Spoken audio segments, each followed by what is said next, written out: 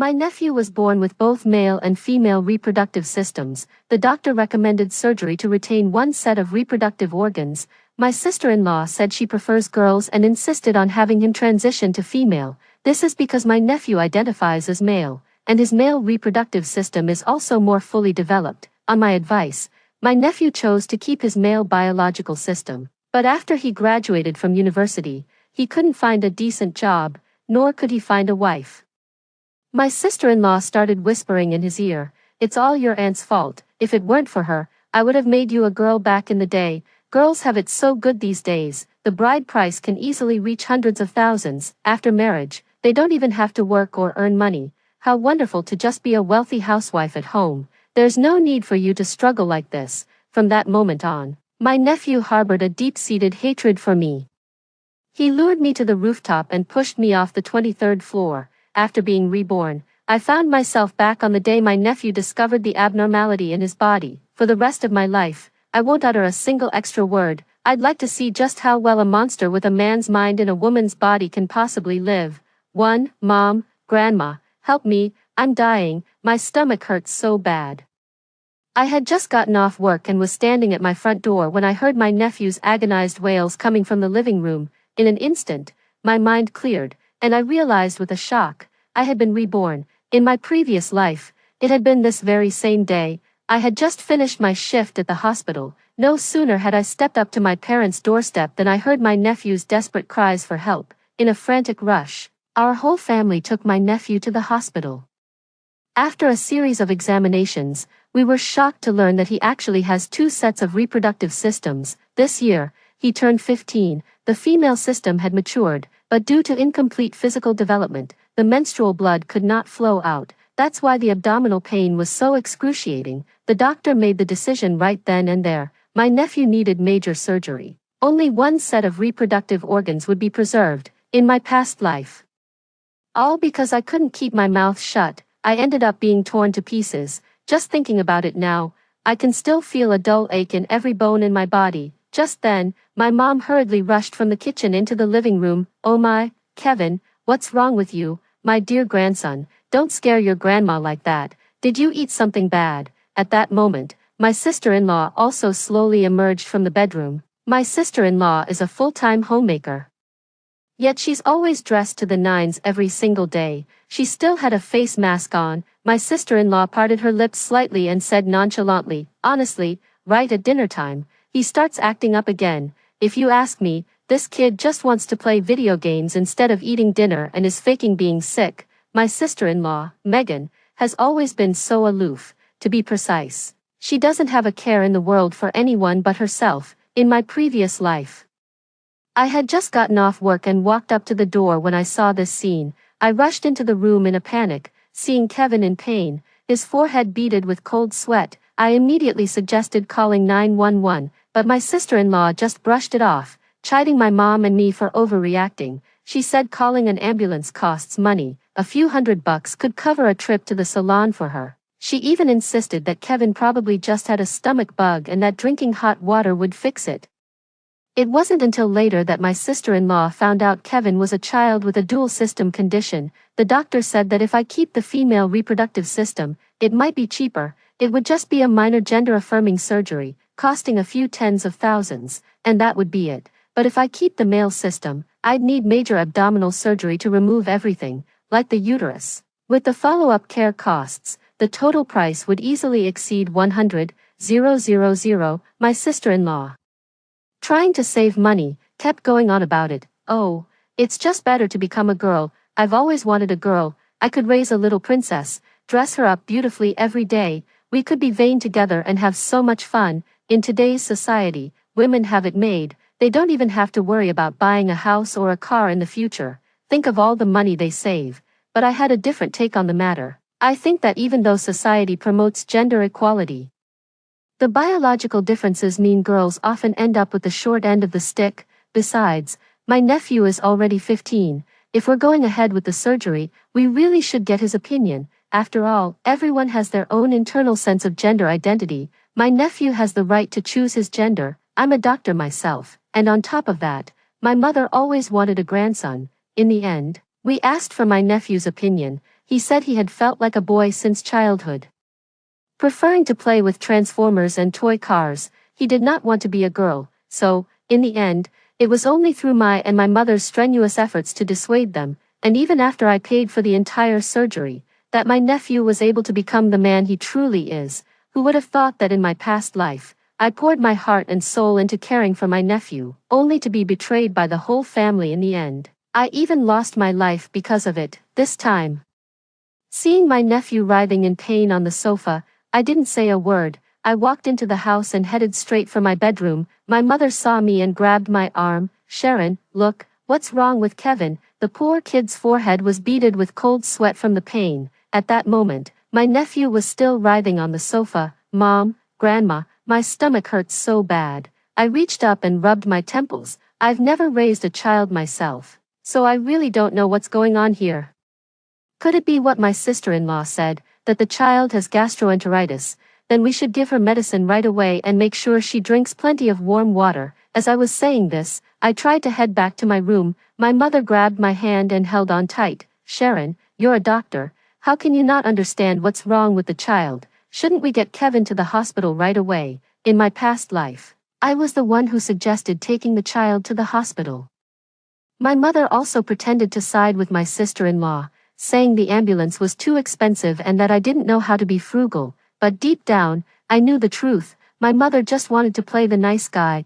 There were things she wouldn't say herself, always using me as her mouthpiece. At this moment, I could only manage a wry smile. "Mom, if you want to send for it, just make the call. The ambulance service at our hospital has gone up in price. It used to be $510 per trip. And now I think it's over $700, but your pension is with sister-in-law. And it's not like you don't have the money. You all should figure it out among yourselves." When I mentioned the ambulance price hike, my sister-in-law hit the roof. She ripped the face mask right off her skin. "Mom, you old fool. How can you be so wasteful? I'm Kevin's own mother. Would I ever do anything to hurt him? That boy just loves to put on an act. A bit of hot water will sort him out. Don't we still have painkillers at home? Why waste the money? Your son doesn't have it easy making money. He has to support a whole family, not to mention you.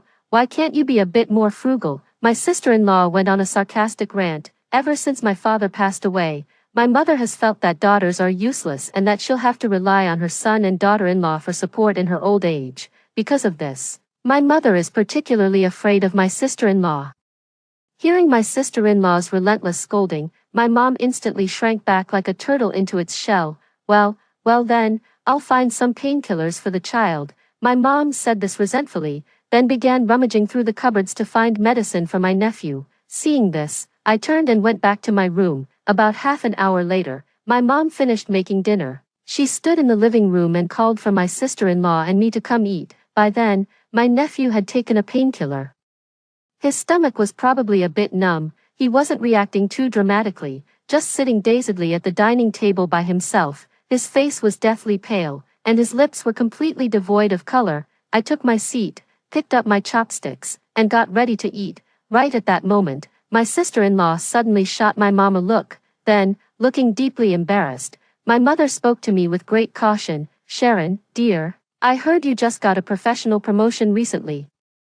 Does that mean a pay raise? You're not even 30 yet, and you don't even have a boyfriend. I'm worried you won't be able to save money with your free spending ways. How about you transfer $3,000 to me every month? I'll put it aside for you." In my past life, my mother also found roundabout ways to ask me for my salary. She promised to save it all for me, saying it would be my dowry when I got married someday. As it turned out, I found out later, the moment I transferred my salary to my mom.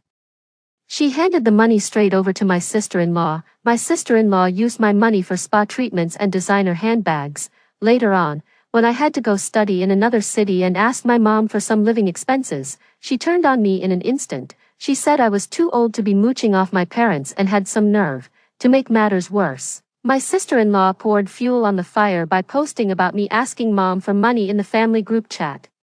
Now all our relatives think I'm an ungrateful wretch, a grown adult still leeching off my parents. This time, I flat out refused. "Mom, I was actually just about to talk to you about the money for my brother's house. I originally contributed half the cost, over $300,000.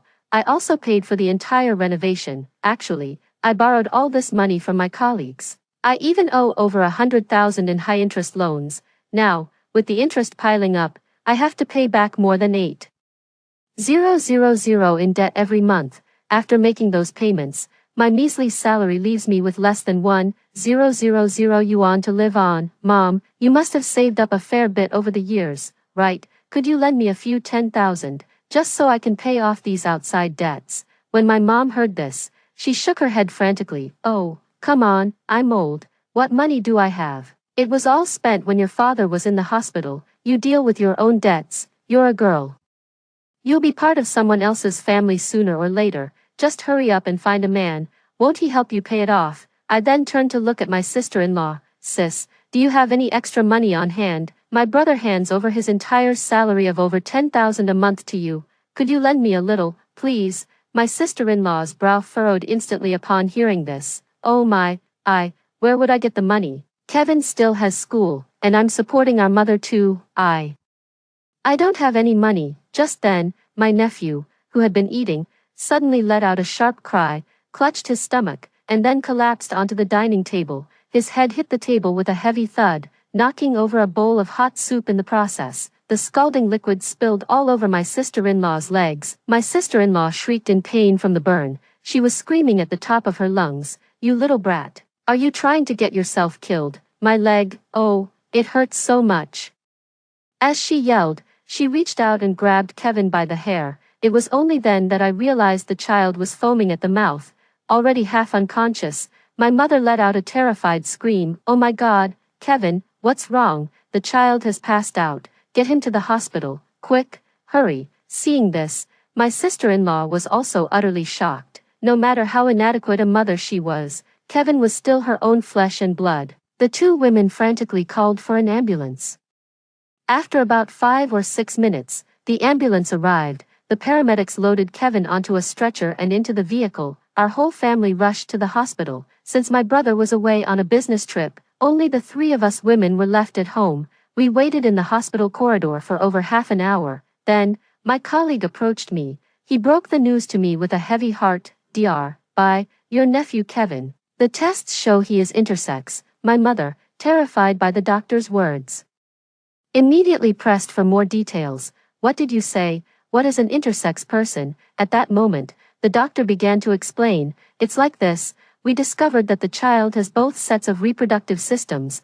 There are male characteristics and female characteristics. Actually, having this dual sex system is not an extremely rare condition. To be precise, Kevin appears to be a boy on the outside, but he also has a female uterus inside him. All of the female reproductive organs are internal. As for why the child fainted today, it's because the female characteristics within his body have developed to a point roughly equivalent to a girl's first menstruation. However, Kevin's female reproductive system is internal, therefore, the blood has no way to exit, which caused the severe abdominal pain leading to his fainting. Upon hearing the doctor's words, my mother was so shocked she collapsed onto a bench in the corridor. What, are you saying my grandson is neither male nor female? My colleague began to explain again. Dr. I should be familiar with Kevin's condition. The condition itself isn't necessarily life-threatening, but it's not trivial either. A single surgery to remove one set of reproductive organs would resolve it. However, this surgery is time-sensitive. Sooner is better than later. You, the family, need to discuss and decide quickly. The question is, do we preserve the male reproductive system or the female reproductive system? At that moment, my sister-in-law suddenly caught on. Oh, you're saying our Kevin could become a girl. Well, that's perfect. I've always wanted a little girl anyway. If Kevin becomes a girl, we won't have to buy her a house or a car when she gets married someday. Think of all the money we'll save. When my sister-in-law heard how serious her son's condition was, her first reaction wasn't worry. Instead, she thought raising a girl would be less expensive. Upon hearing this, my mother shook her head vigorously in disbelief. What do you mean, turn into a girl? That's out of the question. Kevin is our firstborn grandson. How could we possibly let our perfectly healthy little boy be turned into a little girl? My mother said this while turning to look in my direction. Sharon, don't you agree? Kevin is such a precious grandson. Even if we have to remove that system, we should cut out the female part. In my past life, My mother had sought my opinion in the same way. I don't really care if the child is a boy or a girl. Kevin is already 13 years old. He has a clear sense of his own gender identity. In my past life, I believe this decision should be left to the child. If the child wants to be a boy, let him be a boy. If he wants to be a girl, let him be a girl. Kevin identifies as male.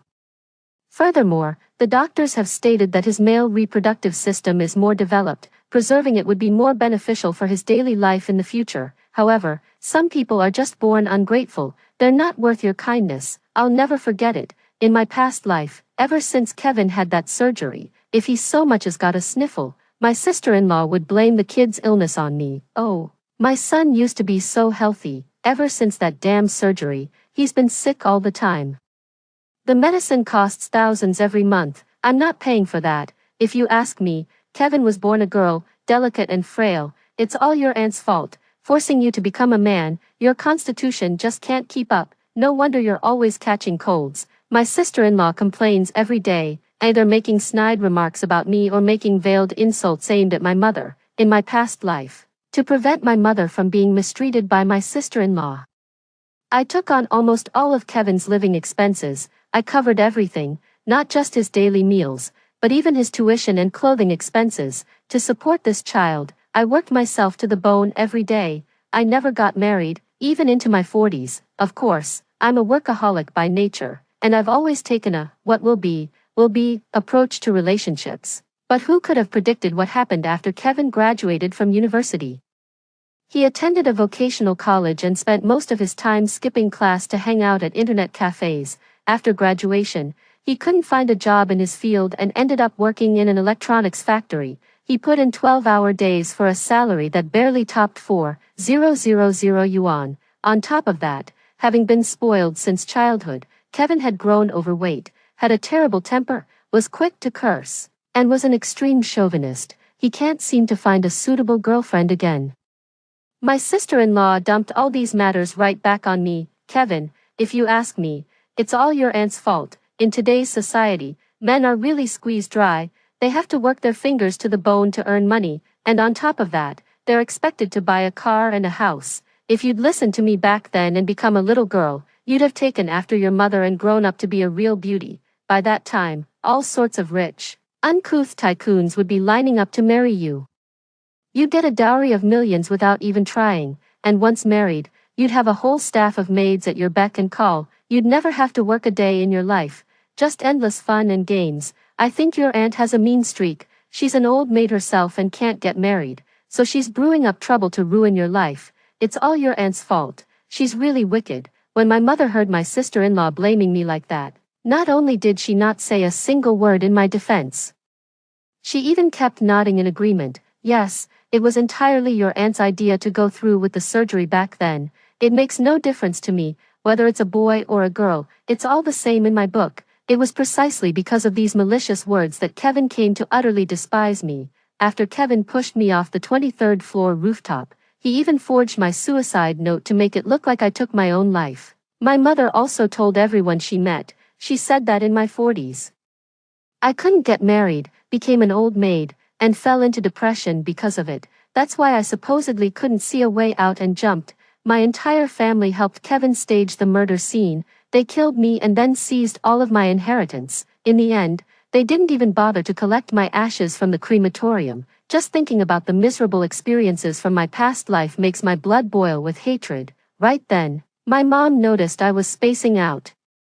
She kept shooting me meaningful looks. Sharon, speak up. How should this surgery be done? Kevin is the precious golden grandson. We can't just let him become a little girl, can we? I smiled calmly at my mother's words. Mom, as much as we love Kevin, we're not his biological parents after all. Matters like this should be left for my elder brother and his wife to decide. His wife is Kevin's birth mother. Would she ever do anything to harm him? Let the two of them discuss it. My sister-in-law nodded in immediate satisfaction upon hearing my words. Sharon has a point, Mom. Kevin is my and Gavin's child. As the mother-in-law, you really shouldn't interfere in our affairs as a young couple. You don't need to worry about this. Gavin and I will figure it out together. Gavin is my older brother. He's always been a bit henpecked. My brother never contradicts a single word my sister-in-law says. Seeing that I wasn't taking her side, And not daring to confront my sister-in-law herself, my mother could only sit alone in the hallway, silently weeping. Sure enough, the very next morning, my sister-in-law made an announcement. I called Gavin last night, and we've come to an agreement. We're turning Kevin into a girl. Girls are easier to raise and cheaper. It's settled. It was already past 7 in the morning, and I was about to leave for work. When I left the house, I just grabbed a suitcase and went. Right after that, I told my mom. Mom, my application for the company dormitory got approved. I'll be moving in there starting today. It'll be more convenient for work. If anything comes up, just give me a call. When my sister-in-law heard I was moving out, she was so delighted her eyes practically disappeared into little slits. When my older brother bought this marital home, I actually chipped in half the money. I even covered the renovation costs. Then, a few years back, my dad fell seriously ill. To pay for his treatment, we had to sell the family's old house. After that, our whole extended family moved into my eldest brother's marital home. After my father passed away, I could have moved into the company dormitory. At the time, I was worried. My sister-in-law has a domineering personality, and I was afraid my mother would be mistreated if left alone with her. That's why I swallowed my pride and overstayed my welcome, never moving out. Now, since my mother shows such blatant favoritism, I, as her daughter, see no reason to be filial anymore. Given a second chance at life, the most important thing before seeking revenge is to steer clear of trouble. I went to the office, suitcase in hand. That afternoon, a colleague from the hospital told me that Kevin's surgery had been scheduled. He was first on the list for tomorrow morning. I gave a non-committal, Ha, my dear nephew, didn't he blame me in our last life for making him a man? So be it, then, let this life unfold as he wishes. Kevin is only 15, but he's already shot up to 175 meters tall and weighs over 190 pounds. I'm genuinely curious to see how a young woman, with a face full of acne, a booming voice, and a male gender identity, is going to live a carefree life. And whether she'll ever manage to marry into a wealthy family. Kevin's surgery didn't go very smoothly.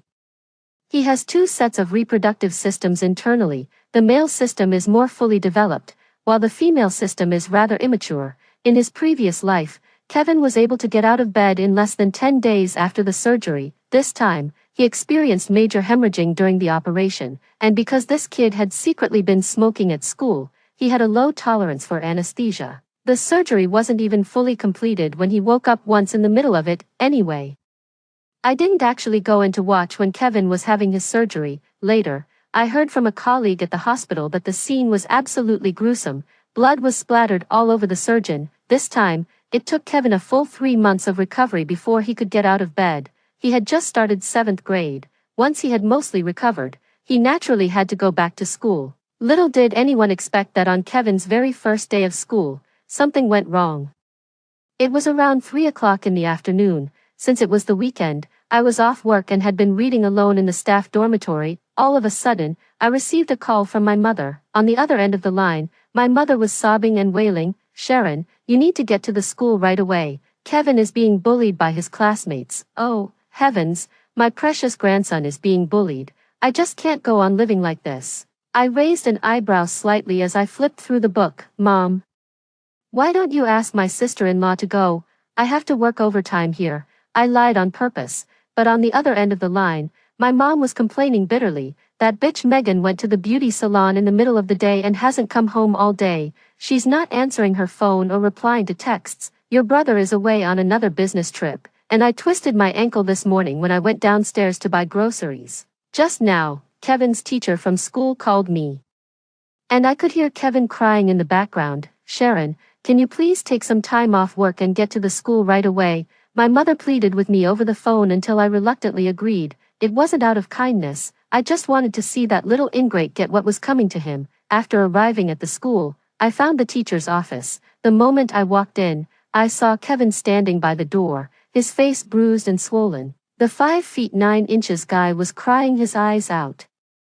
With snot and tears smeared all over his face, he looked as pitiful as a 200-pound child. Kevin's clothes were torn to shreds, with several clear scratch marks on his face. Blood was trickling from the corner of his mouth. I went into the office to ask the teacher what had happened. The homeroom teacher rubbed her temples and shook her head in resignation. "Well, Mr. Mrs. Kevin's parent, to be honest, This is a very serious matter, and the school does bear some responsibility for it.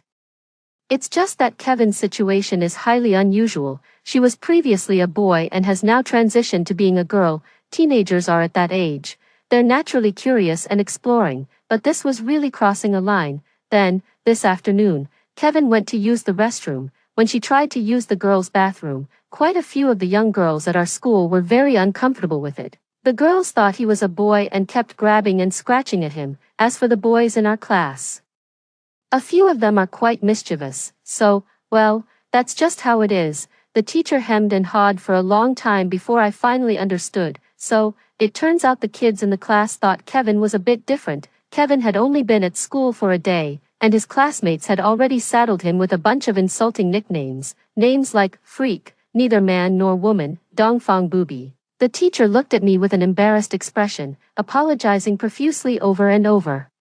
Clearly worried I'd make trouble for the school.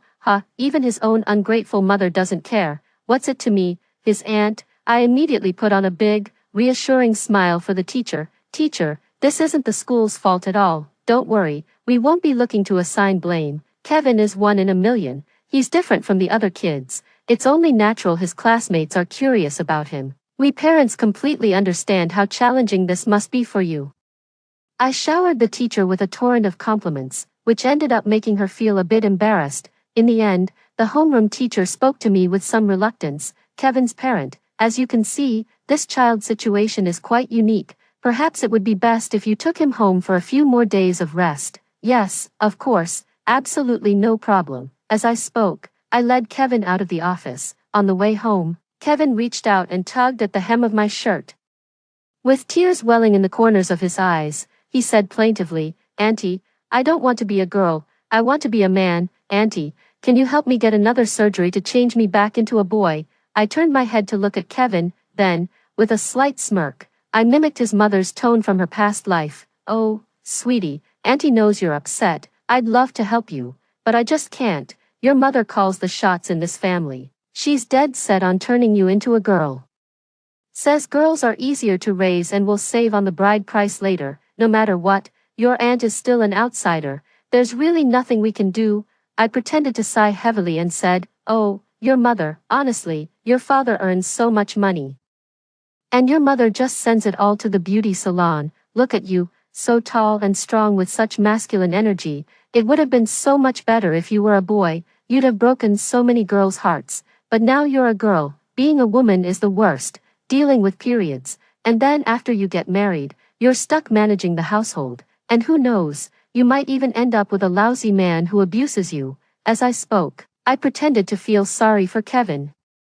It's just whispering in someone's ear, who doesn't know how to do that. At that moment, as my words hung in the air, I saw only a look of venomous hatred in the eyes of Kevin, who was just 13 years old. A person's nature is shaped from childhood. The child is father of the man. The sheer hatred in that 13-year-old's eyes sent a chill down my spine. Why hadn't I seen it in my past life? Kevin had all the makings of a super bully. I couldn't wait to get Kevin home. At that moment, my sister-in-law still hadn't returned from the beauty salon. When my mom saw Kevin covered in bruises, she cried her eyes out, going on and on about how awful my sister-in-law was. That wretched Megan, what did I do to deserve this? To be saddled with a daughter-in-law like her, just to make her own life easier. She went and turned my precious grandson into a girl. My poor boy, what you must have suffered. Upon hearing this, I gave a few non-committal responses. I made up an excuse about having work to do and made a quick getaway. Within a couple of days, Kevin couldn't stay at that school any longer. He had no choice but to transfer, but Kevin's appearance was nothing like a girl's. He was a big guy, 175 centimeters tall and over 95 kilograms. His hair was short and his voice was deep. Even after transferring to a new school, Kevin's life didn't get any easier. To make matters worse, Kevin had a volatile temper. He'd only been at the new school a few days before getting into several fights with classmates. This led to repeated meetings with the new teachers, who wanted him to transfer out again. A few more months passed, and the Mid-Autumn Festival arrived. Even though I never wanted to set foot in that house again for the rest of my life, for the sake of revenge, I had to keep up appearances. I came home with the mooncakes from my workplace and some fruit I'd bought myself, because of the holiday. My eldest brother had also come back from out of town. The whole family was gathered around the dinner table. Kevin was wearing a pink tracksuit, kept his head down the entire time, and didn't say a word. My mother saw it all, and it pained her heart. She couldn't stop complaining. A perfectly fine son turned into a woman. What a disgrace to the family. My brother was so worried he just stood by the door chain-smoking. Sigh. We just transferred the kid to a new school. We can't do it again. Can we? How many middle schools are there in our area anyway? I think Kevin should just tough it out for a few years. At that moment, my sister-in-law had the nerve to say, "You bays are all a bunch of idiots, completely lacking in foresight. Kevin's having a rough time at school. It's because he hasn't quite settled into his new role yet. What a blessing to have a girl. She can just doll herself up a bit in the future and easily fetch a bride price of several $100,000. If Kevin could just learn to be a bit more coquettish, he could marry into a wealthy family. Your by family ancestors must be smiling down from heaven." My sister-in-law said this while looking at me. "Sharon, don't you think I'm right? Your mother and your brother are completely clueless. They just don't understand all the thought I've put into this." At that moment, I gave a gentle smile and nodded repeatedly. "If you ask me, the surgery is done. It's a done deal.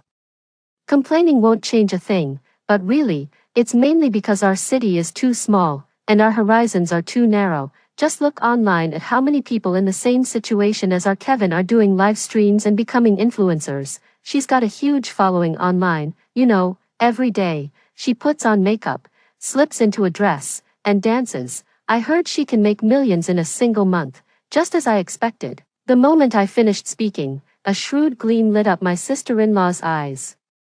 Right after the Mid-Autumn Festival, our unit happened to have an opportunity for an out-of-town training course. I knew something major was about to happen at home, so I couldn't wait to volunteer for that out-of-town study trip. The very moment my plane touched down in Kyoto, my mom called me again to vent. She was crying and cursing over the phone. "That bitch Megan is practically trying to ruin my grandson's life. She actually pulled Kevin out of school.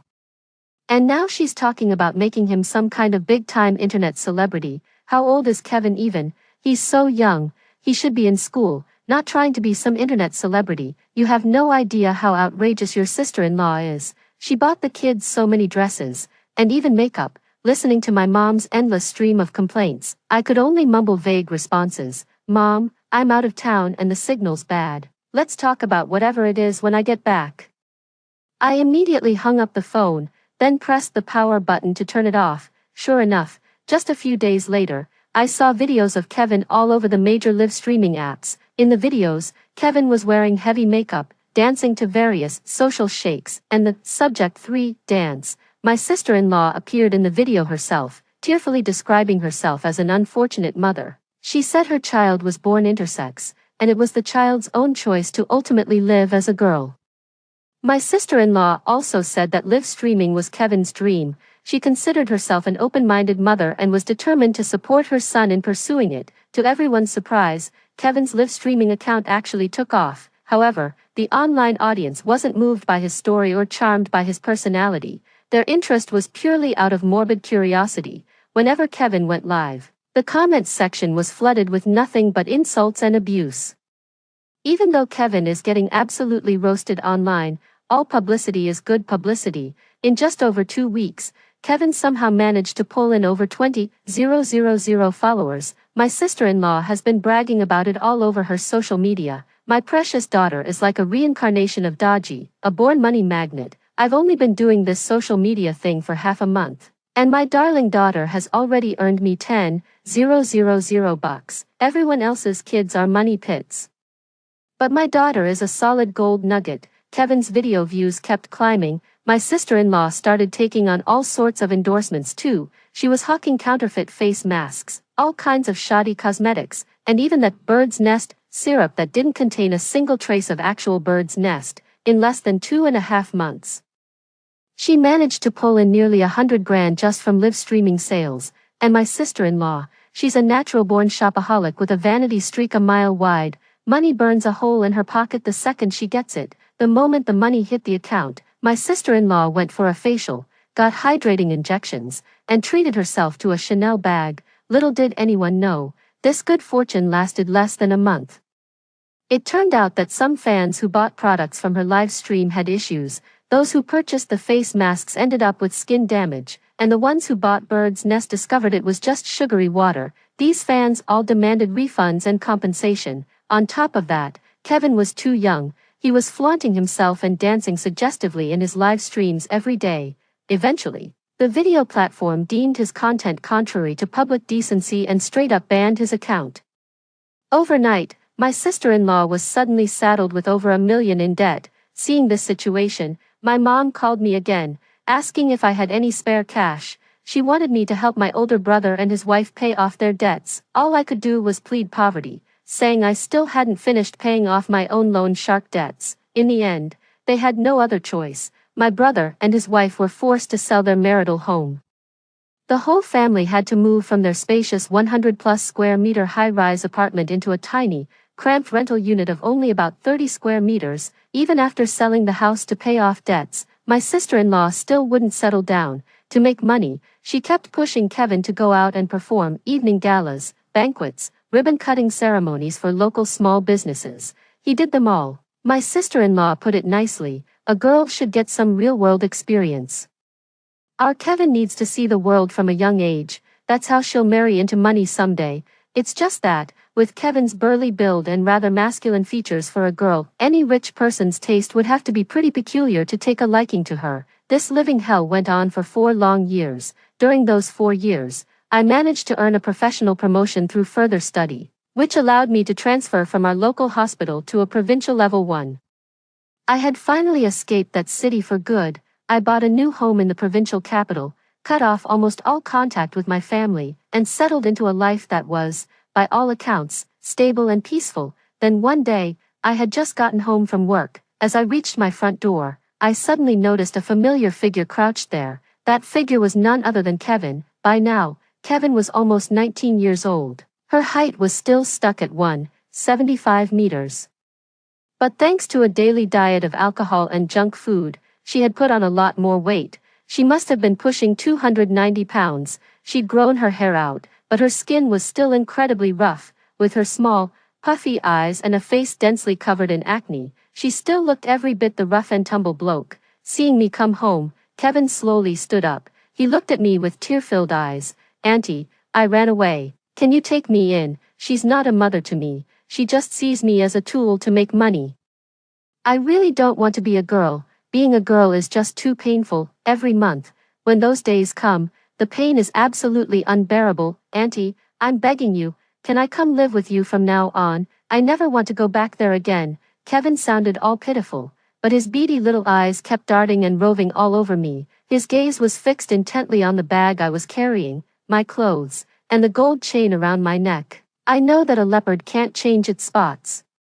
No matter how pitiful Kevin sounds, I will never help him again in this lifetime. No way, I refused outright. If you stay here with me, your mom, my sister-in-law, will be furious with me. I'm calling your mom right now. If it comes to it, you can stay at my place for a few days. Once she gets here, she can take you home. As I said this, I started to dial my sister-in-law. To my surprise, when Kevin saw me pull out my phone, he flew into a rage and slapped it right out of my hand. "Don't call anyone, don't," he screamed desperately, his eyes filled with utter terror. It was at that moment I suddenly realized something must have happened at home. I had no choice but to feign pity and pretend to let him stay at my place for the time being. I opened the door. After Kevin entered, I gently showed him to a room, telling him to get some rest and that we could talk about going home later. It was late into the night. I realized Kevin next door was sound asleep. Only then did I tiptoe out of my own home and make my way to the provincial capital's Public Security Bureau to file a report. I never could have imagined that the moment I arrived at the bureau and gave them Kevin's ID, the police informed me that he was currently a fugitive wanted for murder. It turned out that my sister-in-law had been relentlessly pressuring Kevin to make money, and my older brother always took her side. That kind of life was driving Kevin to the brink of madness. He despised the judgmental looks from everyone. He absolutely loathed my sister-in-law. So, just 3 days ago, Kevin actually took a kitchen knife and killed both my sister-in-law and my older brother in their rented apartment. Immediately after, he set a massive fire that burned the entire rental unit to the ground. My older brother, my sister-in-law, and my mother all perished on the spot. Upon learning what had happened, I was instantly chilled to the bone. Thank goodness I managed to keep Kevin calm tonight, otherwise, I might not have made it out of there alive.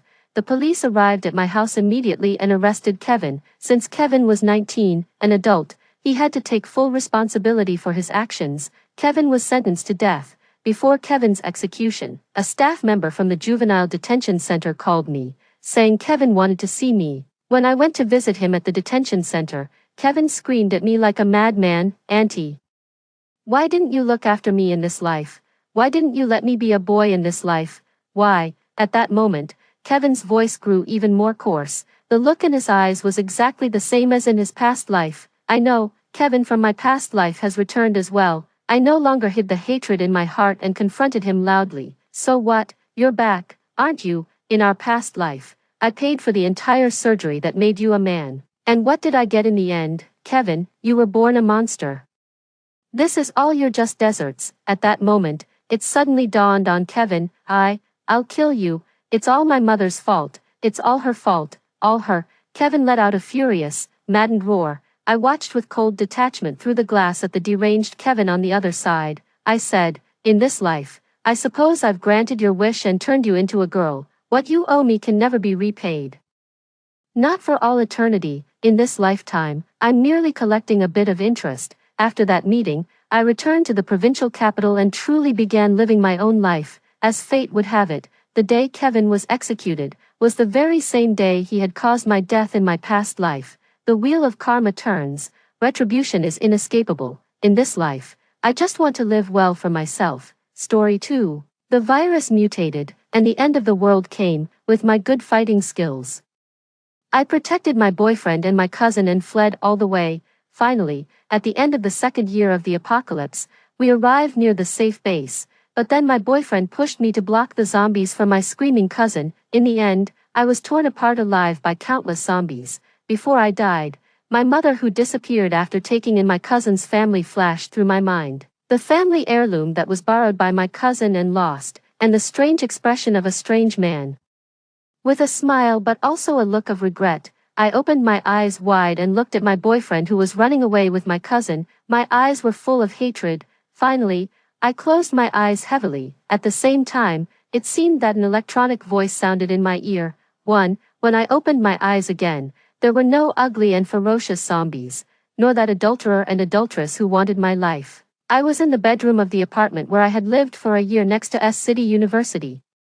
I couldn't believe it and groped for my phone from the bedside table. When I opened it, it showed, September 20th, 2030, I was reborn. I was reborn a week before the end of the world. I quickly got out of bed and opened the curtains to look down. There was a familiar supermarket downstairs. Opposite was S City University where I had studied for a year. Today, the university had just started school, and there were people coming and going. Everywhere was full of vitality. I rushed into the bathroom and splashed cold water on my face. I looked up at my young and delicate face in the mirror. The 19-year-old girl had fair skin, not the skinny and sallow face 2 years later. "My name is Valerie, and it's not my time to die." I wanted to shout, but I couldn't even make a sound. The end of the world would come again. In the 2 years of the apocalypse I experienced, the mutation of the virus caused the living dead zombies to surround the city.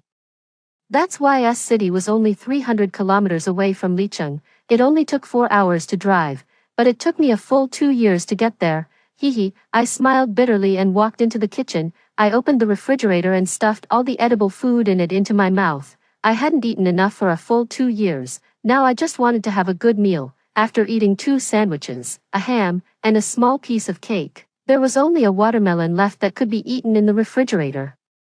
I took out the fruit knife next to it and cut the watermelon in half. I accidentally cut my finger. These hands were no longer as rough and ugly as they were after 2 years of surviving in the apocalypse. The fair fingers bled non-stop from a small wound. The blood flowed onto the white jade ring on my middle finger. Suddenly, it went dark in front of my eyes, and I entered a space. The space was 5 times the size of the apartment I lived in. It was estimated to be more than 500 square meters.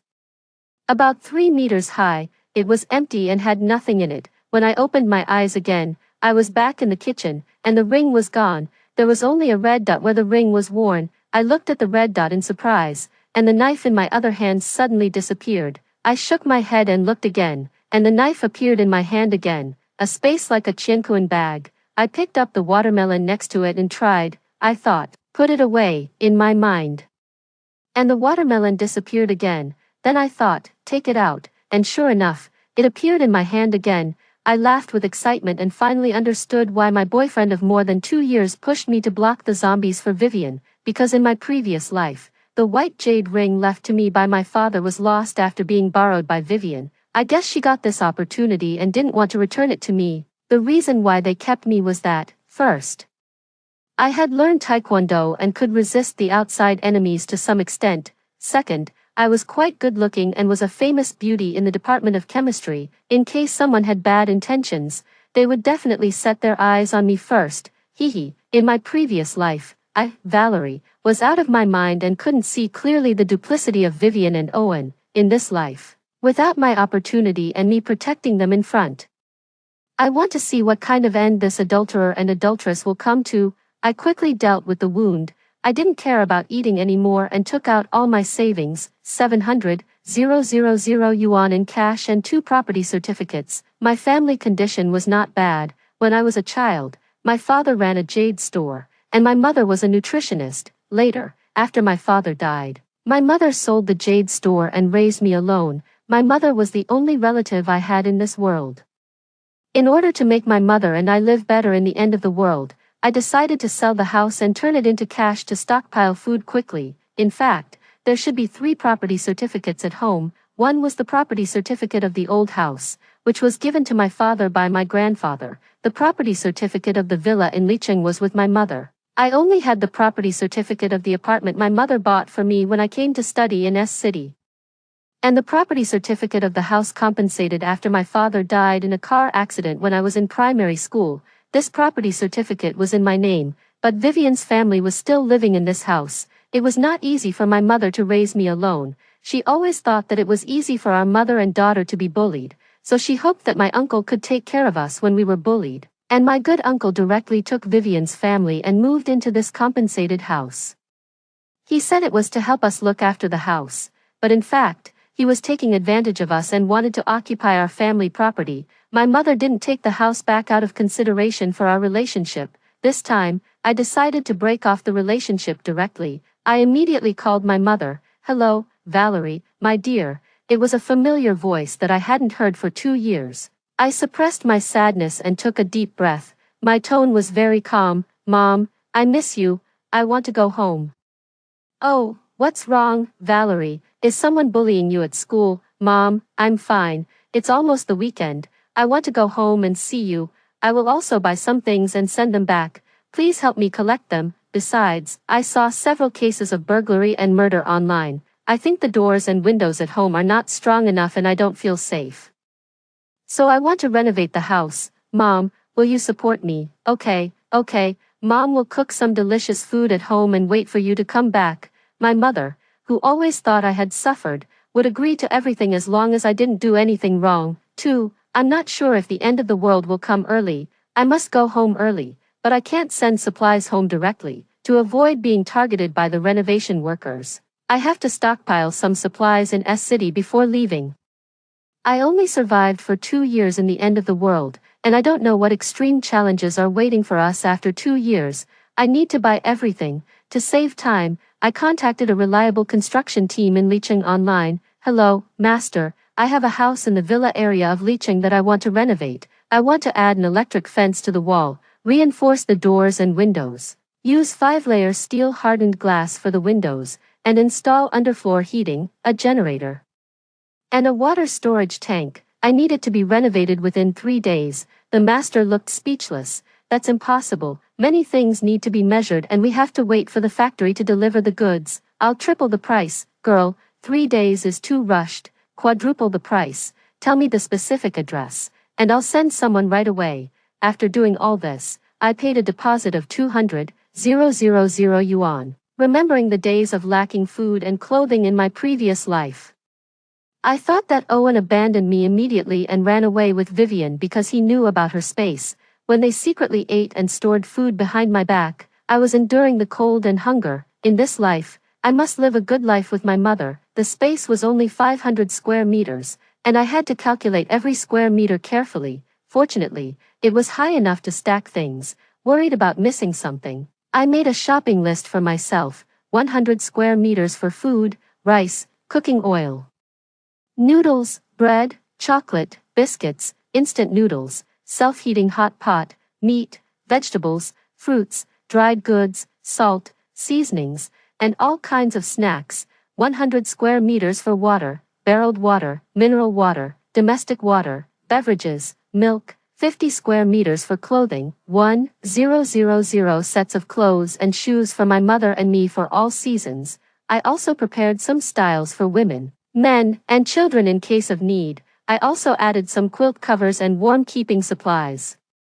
50 square meters for medicine, common medicines for daily colds and fevers, injuries from falls, antibiotics, wind oil essence, cooling oil, alcohol, iodophor, disinfected gauze, Yunnan Baiyao, etc. I placed orders in various pharmacies for both traditional Chinese medicine and Western medicine. For the medicines that couldn't be bought, I would collect them when the end of the world came. 100 square meters for daily necessities, toothpaste, toothbrush, paper towels, toilet paper, sanitary napkins, pots and pans, solid alcohol, gas, shampoo, shower gel, hand sanitizer, towels, insecticides, garbage bags, and extra-large trash cans. Among them, I set aside 20 square meters for weapons, baseball bats, crossbows and arrows, spiked clubs, fruit knives, military knives, anti-wolf spray, stun guns, entrenching shovels, etc. For the last 100 square meters, I decided to put a motorhome, an SUV, a motorcycle, and 3 speedboats, and fill them with gasoline and diesel. If I could fill this 500 square meter space that was 3 meters high, my mother and I could live a good life for 10 years in the end of the world. It was too time-consuming and laborious to stockpile supplies by myself. I directly rented a large warehouse in a remote area of Licheng online for 2 weeks. I also contacted 6 intermediaries and hired them for a week at a price of 10,000 yuan each. I gave each of them a purchase list for a category of supplies and asked them to contact the sellers in the large market and buy food, water, daily necessities, and clothing in units of 1,000. I also gave an extra 20,000 yuan to each intermediary who could buy medicines and gasoline. Medicines and gasoline were controlled items, and it was more troublesome to contact the sellers. It was reasonable to give more money. They couldn't buy a lot of medicines and gasoline. But I decided to stockpile some first and collect more when there was no control after the end of the world. There were many things I couldn't explain in detail, following the principle that the more you say, the more mistakes you make. I told each intermediary, it's a purchase for the company, there is a budget of 1 million yuan, the quality needs to be guaranteed, and other things can be adjusted flexibly. The supplies need to be inspected and put into the designated warehouse within 3 days. Contact me after the things are confirmed. I will pay the deposit, and I will pay the remaining balance and the intermediary fee after the supplies are put in storage. I don't know if the intermediaries are trustworthy, but this is the fastest way to collect supplies that I can think of in the shortest time. Of course, I know that buying so many things will arouse suspicion. I don't plan to meet any of the intermediaries. After using the space to take away the supplies, when the end of the world comes and the network is completely cut off, who will have the time to check? There are many things to prepare. The construction team will be at home these days. To avoid suspicion, I only ordered some outdoor supplies like ropes, backpacks, masks, and protective clothing online. I put all the things in the apartment into the space and made an appointment with the intermediary to sell the 2 houses in my name first. The old villa will be our home for a long time. In my previous life, the old villa was very close to the safe base. In case that area is included in the safe base in the future, it will be a loss to sell it. I tidied myself up, took my ID card and property certificates, and went to meet the intermediary, to get the money as soon as possible. I sold the 2 houses at 60% of the price. I only received 8 million yuan for the 2 houses, which was almost the price I expected. After getting the money, I also vaguely reminded the intermediary that the city might be sealed again in a few days and it was better to stockpile some food. In addition, I specifically told them to take over the houses 6 days later. Leaving my uncle's family homeless one day before the end of the world. 3. It was 2 p.m. after I got the money. And I was going to find a restaurant to eat. Oh, what a coincidence. Vivian was pulling Owen's arm and acting coquettishly on the opposite side of the road. The intermediary store was near the school. It was not surprising to meet either Owen or Vivian, but it was really strange that they were together. I immediately took out my phone and took a few photos. These photos could definitely make people recognize who these two people pulling and tugging were. Owen and I were classmates. Although Vivian was in the same grade as us, she was a student in the Department of Economics and Management. Now, Owen and I had just been in a relationship for less than 3 months. It didn't matter why they were together. I just wanted them to experience the end of the world without me and the space, where their lives would be worse than death. Looking at them, the hatred and killing intent in my eyes were so strong that it seemed I could turn them into knives and stab them into their hearts. Owen seemed to see me and panicked for a moment. He let go of Vivian's hand and walked towards me directly. Vivian slowly followed behind Owen. Valerie, why are you here? Where are you going? He was 185 meters tall, with delicate features and fair skin. Owen looked like a tall, handsome, and sunny boy, back then.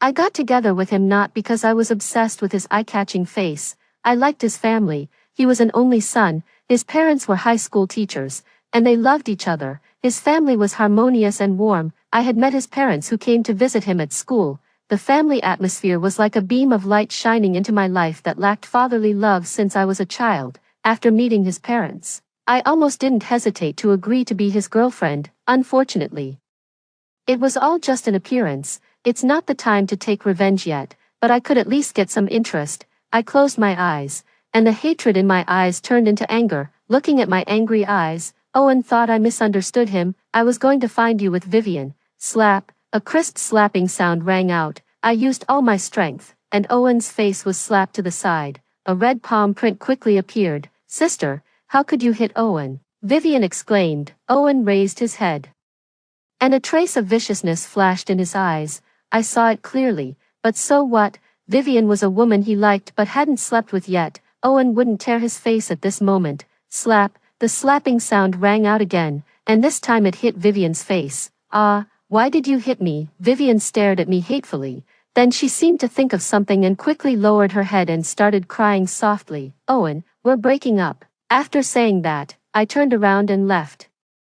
I didn't want to waste time with this adulterer and adulteress. Owen quickly ran up and grabbed my hand. Valerie, are you misunderstanding me and Vivian? There's nothing between us. We just happened to meet. Vivian said she wanted to go to your place to find you together. Vivian also quickly came over and held my hand. She groped my hand and said, Yeah, sister, you've misunderstood us. Don't be angry. Let's go to your place and I'll explain to you. Okay. I shook off their hands. Sister. Who's your sister? You were so intimate with my boyfriend. Your family even occupied the inheritance my father got as compensation after the car accident. You ate the food stained with human blood and you still want to be sisters with me. Sister, you've misunderstood. There's nothing between me and Owen. My aunt told us to move in. If you mind, we'll move out right away. Fine. Then call your father immediately and tell them to get out. Vivian tried to hold me again and said anxiously, Sister, what's wrong with you? Slap. I slapped Vivian again. Get lost. Vivian raised her hand as if she wanted to slap me back, but halfway through, she touched her face and cried with tears streaming down her face. Sister, we'll move right away. Can you lend me your ring for 2 days? I have a competition and I need this ring as a prop. Just for 2 days. No, 1 day is enough. I was highly alert. In my previous life, it was the same lame excuse. She came to me in a panic and said she lost the ring just 2 days after borrowing it, but in this life, she endured my 2 slaps just for the ring and even deliberately touched the place where the ring was on my hand. Has Vivian also been reborn? I looked at Vivian and chuckled. You want the ring? Sure. Kneel down and beg me. Vivian looked at me in shock. Her face changed several times. She glanced at Owen and finally fell silent. Owen didn't seem to want to pay attention to Vivian. He directly stepped beside me and looked at me. Valerie, I didn't know what your relationship with Vivian is. She came to me and said she wanted to find you together. There's really nothing between me and her. Don't misunderstand. His gentle and considerate look as a good boyfriend made me want to vomit. I didn't bother to look at him and turned around to walk to the roadside and directly hailed a taxi to leave. Sitting in the car, I touched my hand. If Vivian has been reborn and she knows the secret of the space, I must get rid of her as soon as possible. In my previous life, Owen might have known that Vivian had a space, but Vivian might not have told him that the space was in the physical ring. This time, Vivian asked for the ring in front of Owen. If she dared to tell Owen the secret, with Owen's intelligence, he would definitely guess that the ring was the space immediately.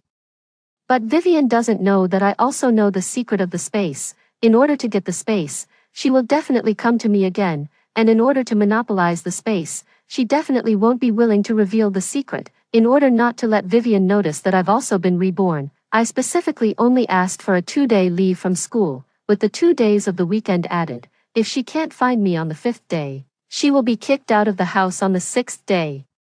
After thinking it through, I pretended to take out a tablet from my bag. Owen's chat account was still logged in. From their chat records, I could see that Vivian was reborn at the same time as me. After being reborn, Vivian had a clear plan. First, she expressed to Owen that she was willing to have an affair with him behind my back and asked for 1 million yuan. She sold herself for 5 years. Then she came to me to get the space ring. She calculated so shrewdly, why not let everyone see it?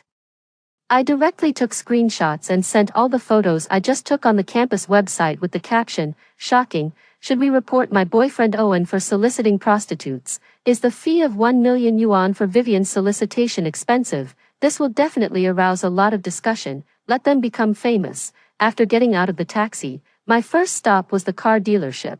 As soon as I walked into the car dealership, a salesman with an oiled back hairstyle came over. "Beautiful lady. Are you buying a car?" "No, I'm renting a car." The obsequious attitude of the salesman disappeared immediately and he said in an ordinary tone, "What kind of car do you want to rent?" I raised my hand and pointed at a Hummer. "This one, I want to rent it for a week." After paying the deposit and the rent, I drove the car to a roadside restaurant and had a quick stir-fry. I packed 3 boxes of steamed buns to eat on the way later. After eating, I got in the car and put the steamed buns into the space. Then I directly drove to rent a warehouse of 1,000 square meters beside the large market. In addition to asking others to help stockpile supplies, I also had to stockpile a batch myself. Anyway, things can be stacked in the space. I won't know what I'm still lacking until I go to the large market. I visited several agricultural trade stores selling seeds and chose the one with the most complete variety to place an order. "I want all the seeds on your stall. Is it possible to get 100 bags of each kind?" 100 bags of each kind. "Are you sure?" "Sure." The boss looked at me suspiciously. He seemed to think that anything could happen in an agricultural trade store, so he didn't ask more. He directly shouted towards the backyard, "Dawei, there's business, come and move the goods." Then he happily came over and pulled me to sit down. "Young lady, sit down, you're lucky, we just stocked up a few days ago. We have a complete variety and quantity of seeds." After paying the money, I left the address of the warehouse for the boss and asked her to deliver the goods. Then I went to the nearby fruit and vegetable market and bought a lot of potatoes, tomatoes, bok choy, bananas, cucumbers, cantaloupes. I stocked up about 500 snake-skin bags of most of the fruits and vegetables. After finishing all this, 2 hours had passed. I took out the steamed buns from the space and was pleasantly surprised to find that the buns were still steaming hot. The time in the space is frozen. I immediately called several restaurants that I usually like and ordered 500 servings of each of my favorite dishes. I made an appointment for them to deliver to the warehouse at 10 p.m. and repeatedly confirmed with the merchants that the food should be hot. Then I went to order 500 servings of various grains, oils, and seasonings. I also ordered 100 servings each of pork, beef, mutton, chicken, fish, salt, and various seasonings. I also contacted the water plant and ordered 10 tons of water, which was almost 500 barrels of household barreled water. All the things I ordered were supposed to be delivered to the warehouse today. Someone will definitely find the abnormality of the warehouse, but I'll leave tomorrow anyway. Who cares?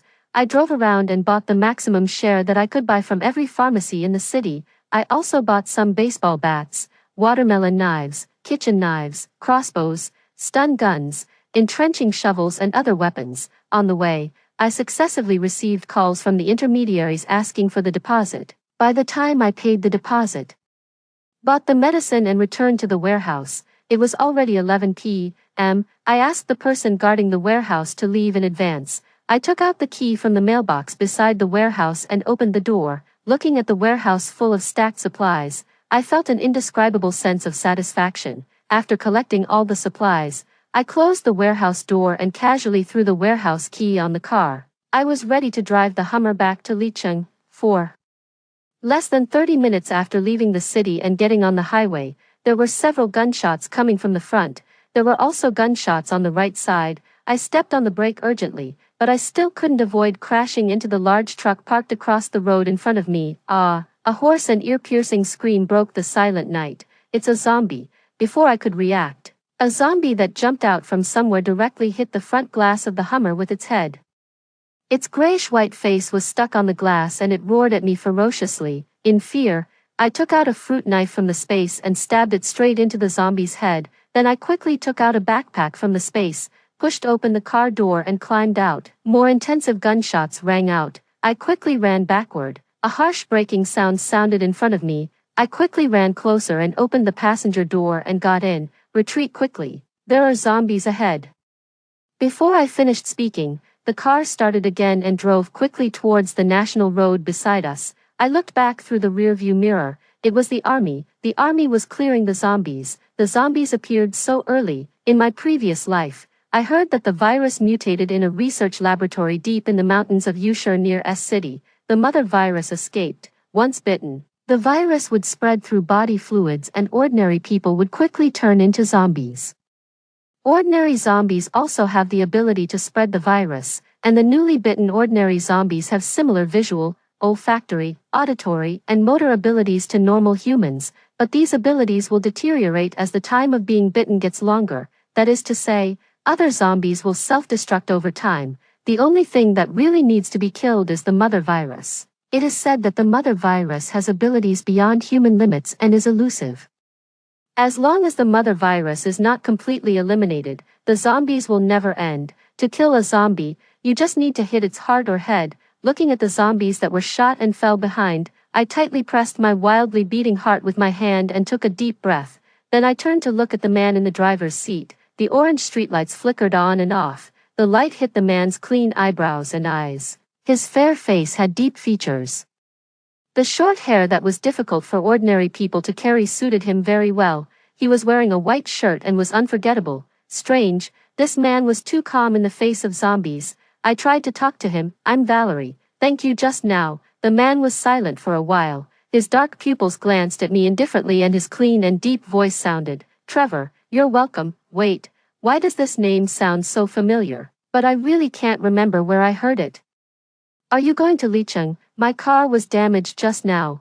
If you're going to Licheng, can you give me a ride? I can pay for the fare. Yeah. Before I could talk to him more, dense gunshots rang out again from behind. I looked back and 2 military trucks rushed towards our direction, listening to the roars of the zombies. This time it was obviously not the army chasing the zombies, but the army being chased by the zombies. Trevor stepped on the gas pedal to the bottom.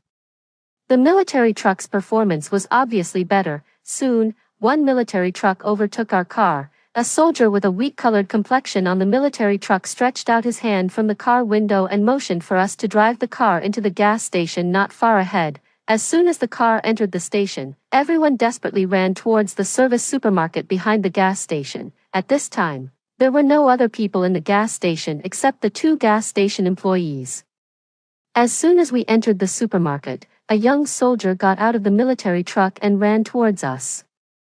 He spoke very quickly. We're going to lead the zombies to the gas station and blow it up. You guys leave from the back quickly. They were going to blow up the gas station. Did they plan to die together with the zombies? Give me a gun, I can use it. Trevor's expression was quite calm. The young soldier directly threw the gun in his hand to Trevor and quickly took out another one from his waist. In the face of zombies, what were prohibited items? It was already good to be able to survive. Trevor took the gun and pulled me to run towards the back of the supermarket. 2 gas station employees and 2 soldiers ran with us. At this time, another military truck crashed into the supermarket door. I turned around and saw a swarm of zombies following behind the military truck. Among them, there was a male zombie with his upper body bare. His whole body was blue. He jumped onto the military truck in one step. Several soldiers got out of the military truck and rushed into the supermarket. Two of the soldiers only had time to get out of the military truck and were immediately knocked down and overwhelmed by the swarming zombies.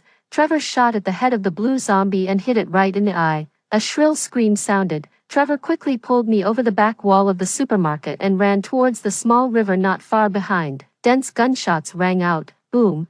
There was a loud explosion. The shock wave of the explosion pushed us into the river. Boom, boom, boom. The gas station exploded for the second time. I felt someone holding me tightly in the river. The next moment, a burning pain came from my head and I lost consciousness. 5. In a daze, I saw the dilapidated Inuan villa area in Licheng. In my villa, there were only my uncle with a sallow face and my cousin. Where was my mother? I searched every room in the villa but couldn't find my mother. My uncle mumbled that my mother and my aunt went out to find food together one day and never came back. I stared into my uncle's eyes and questioned him. Since there's no food, how did you two survive? The next moment, there were white and blinding bones behind the villa in front of my eyes. I broke out in cold sweat all over my body and suddenly opened my eyes. I saw a completely strange bedroom. There was a slight pain in my hand. I turned my head and saw Trevor taking out the needle of the intravenous drip for me. You're awake. Do you want to drink some water? Trevor picked up the water beside him and handed it to me. Thank you. I took the water and drank 2 sips. I raised my hand and rubbed my sore head. Someone knocked on the door twice and came in with a bowl of porridge. The little sister is awake. It seems that the medicine your friend risked to find last night was very effective. It was a woman wearing a gas station employee's uniform. She looked about 30 years old and was very thin. She said her name was Willow and she came to bring me the porridge. After delivering the porridge, she left, risking finding medicine. I looked at Trevor in a daze. Thank you for saving me. What did she mean by risking and finding medicine? We had just met. I didn't expect Trevor to take risks for a stranger like me. It wasn't very dangerous. I'm a doctor. There was a clinic nearby. You should have hurt your head yesterday. You seemed to be in pain even when you were unconscious. So I went to get you some painkillers like Rotundine. The intravenous drip I hung for you just now was nutrient solution. In the 2 years of the apocalypse in my previous life, I had never seen such a kind person. I said softly, if there's anything I can do to help in the future, you can make a request. Trevor smiled after hearing this. He leaned back on the chair and relaxed. Don't you remember who I am at all? I was stunned. Do we know each other? I thought carefully. The memories of the 2 years of the apocalypse in my previous life were too deep. There was no such person in my other memories either. Trevor saw that I really couldn't remember and took the initiative to say, when we first met when we were children, you were crying and holding on to me. I didn't expect you to be joking. Seeing that I didn't believe him, Trevor said again. My grandfather also lives in the Inuan villa area. We were neighbors when we were children. When you were in the 3rd grade of primary school, I was in the 6th grade. I often took you to school together. I followed my parents to Pingching in the capital to study after graduating from primary school. I rarely came back later. Don't you remember me or didn't you recognize me? I recognized you at a glance. I thought about it seriously, but I couldn't remember anything. I only vaguely felt that the name Trevor was familiar, but I still tried to call out, Brother Trevor. Trevor briefly told me what happened after I passed out. After the explosion stopped, when we came out of the river, we had been washed away from the gas station. The 6 of us had some scratches more or less, but I was the only one who passed out because I was hit by a panel. The gas station and its surroundings had been flattened. The flames were blinding, but before we could feel sorry for the soldiers, we saw that the people who were awakened by the explosion and came out to check the situation all turned into zombies one by one. That explosion took away all the other zombies at the gas station, but the mother virus didn't die. After escaping from the explosion, it vented its anger on the nearby residents like a madman, according to the 2 soldiers who escaped with us. The research direction of the Usher Research Institute at that time was human body transformation. The mother virus might have extremely strong recovery ability. These 2 soldiers were communication soldiers in the army. One of them was the soldier with a weak-colored complexion who gestured to us on the national road. His name was Aaron. The other soldier who was slightly taller was named Adrian. They were the only 2 who evacuated in advance among the soldiers. We never expected that the zombies couldn't be solved at all. We were still near the gas station at that time. The zombies spread too fast, and we didn't have time to go out. We could only knock on the doors of the nearby residents, but the changes made people vigilant, and almost no one was willing to open the door for us. If it wasn't for Grandpa Adam's kindness, all of us would have died outside. We were currently living in Grandpa Adam's house. It was a simple 2-bedroom and 1 living room house. The child's parents were working outside. Currently, only Grandpa Adam, who was 64 years old, and his 7-year-old grandson were at home. After listening to Trevor, I finished the porridge in my hand. I gently opened a corner of the curtain. It was already getting light. Sensitive zombies were wandering in all directions on the road. I couldn't speak for a long time. Just now, Willow said that Trevor risked his life to go out and find medicine for me. How could the 2 words, risked his life, describe it? Fortunately, this wasn't the city center, and there were no dense crowds of zombies that couldn't be seen the end of. I put down the curtain and looked at Trevor and said softly, "Brother Trevor, thank you for risking your life for me. When I went to find the medicine, it wasn't as dangerous as it is now. You don't have to keep thanking me." I suddenly remembered that the zombies broke out early. Would there be danger at home now? "Brother Trevor, is my bag still there? I want to call my mom." Trevor handed me the backpack and said, "The signal is cut off, and you can't get through on the phone. I have to leave here and go home." "Brother Trevor, what are your plans next?" "I'm going to Inuan in Licheng. I originally planned to go back to Licheng to celebrate Grandpa's birthday. Then let's get ready and leave." Trevor nodded and went out to inform the others. I quickly packed up, put on my backpack, and went out. Everyone was already ready. The 2 soldiers, Aaron and Adrian, were going to the military base in Licheng. The 2 gas station employees, Willow and Wesley, were going home. It was a 20-minute journey from here, and Trevor and I were also going to Licheng. We decided to go out to find a car together. After finding a car, the gas station employees would go home, and we would go to Licheng with the soldiers. Before going out, I secretly put down 4 bags of rice and 2 boxes of water in the kitchen. It was enough for Grandpa Adam and his grandson to live for a few months, and I told Grandpa Adam, "Grandpa Adam, there are zombies biting people all over the street. Not everyone is trustworthy. To protect your grandson, don't open the door to anyone easily." We were lucky to be saved, but if I didn't have the space, Grandpa Adam and his grandson would also be dragged down by our group because of the food. 6. We first went to a hardware store not far away to get weapons. Trevor, the 2 soldiers, and I all chose kitchen knives. Wesley and Willow didn't dare to take knives and chose steel pipes. To avoid all the zombies surrounding us, no one dared to use a gun. The 2 soldiers walked in front with knives. Trevor and Wesley walked on the left and right sides respectively. Willow and I walked in the middle. Although the zombies were agile, fortunately, we were near the national road, and there were not many people or zombies. As long as we overcame our fear of the zombies, it wasn't that difficult to kill them. The 6 of us quickly moved towards the place where there were cars. Suddenly, Trevor turned around without warning, holding a kitchen knife in his hand. He slashed fiercely at what was behind me. Along with the sound of the kitchen knife cutting into the flesh was a low growl from a non-human.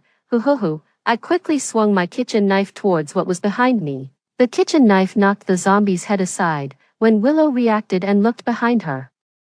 A pale face covered in blood was right next to her face. Willow let out a scream. I took back my kitchen knife and quickly covered her mouth, but it was too late. All the zombies rushed towards us. The 6 of us quickly ran towards the direction where there were fewer zombies. A long line of zombies followed behind us. The zombies surrounding us in the front fell one by one under the attack of the 2 soldiers and Trevor. I followed behind them and killed the zombies they didn't take care of.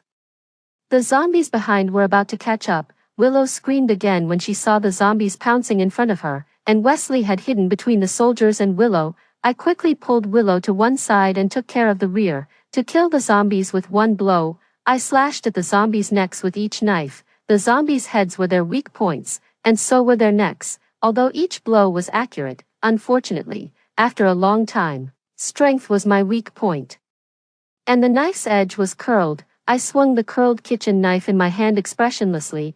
I wasn't willing to die here after being reborn. At this time, several gunshots came from behind. Immediately, more intensive gunshots rang out. The zombies were stimulated by the gunshots and moved faster. Suddenly, a hand pulled me to the left with force. It blocked the zombies, looking at the zombies pouncing in front of me. I used all my strength to cut off the zombie's neck and continued to slash beside me along the force. Ah, A shrill scream sounded, Wesley's arm fell to the ground, and blood splashed all over my and his upper clothes. The zombies pounced more excitedly. I quickened my pace and stepped back, and Wesley had been knocked down and overwhelmed by the zombies, just because I saved Willow and there was no human shield between him and the zombies. He used me to block the zombies. What a useless man.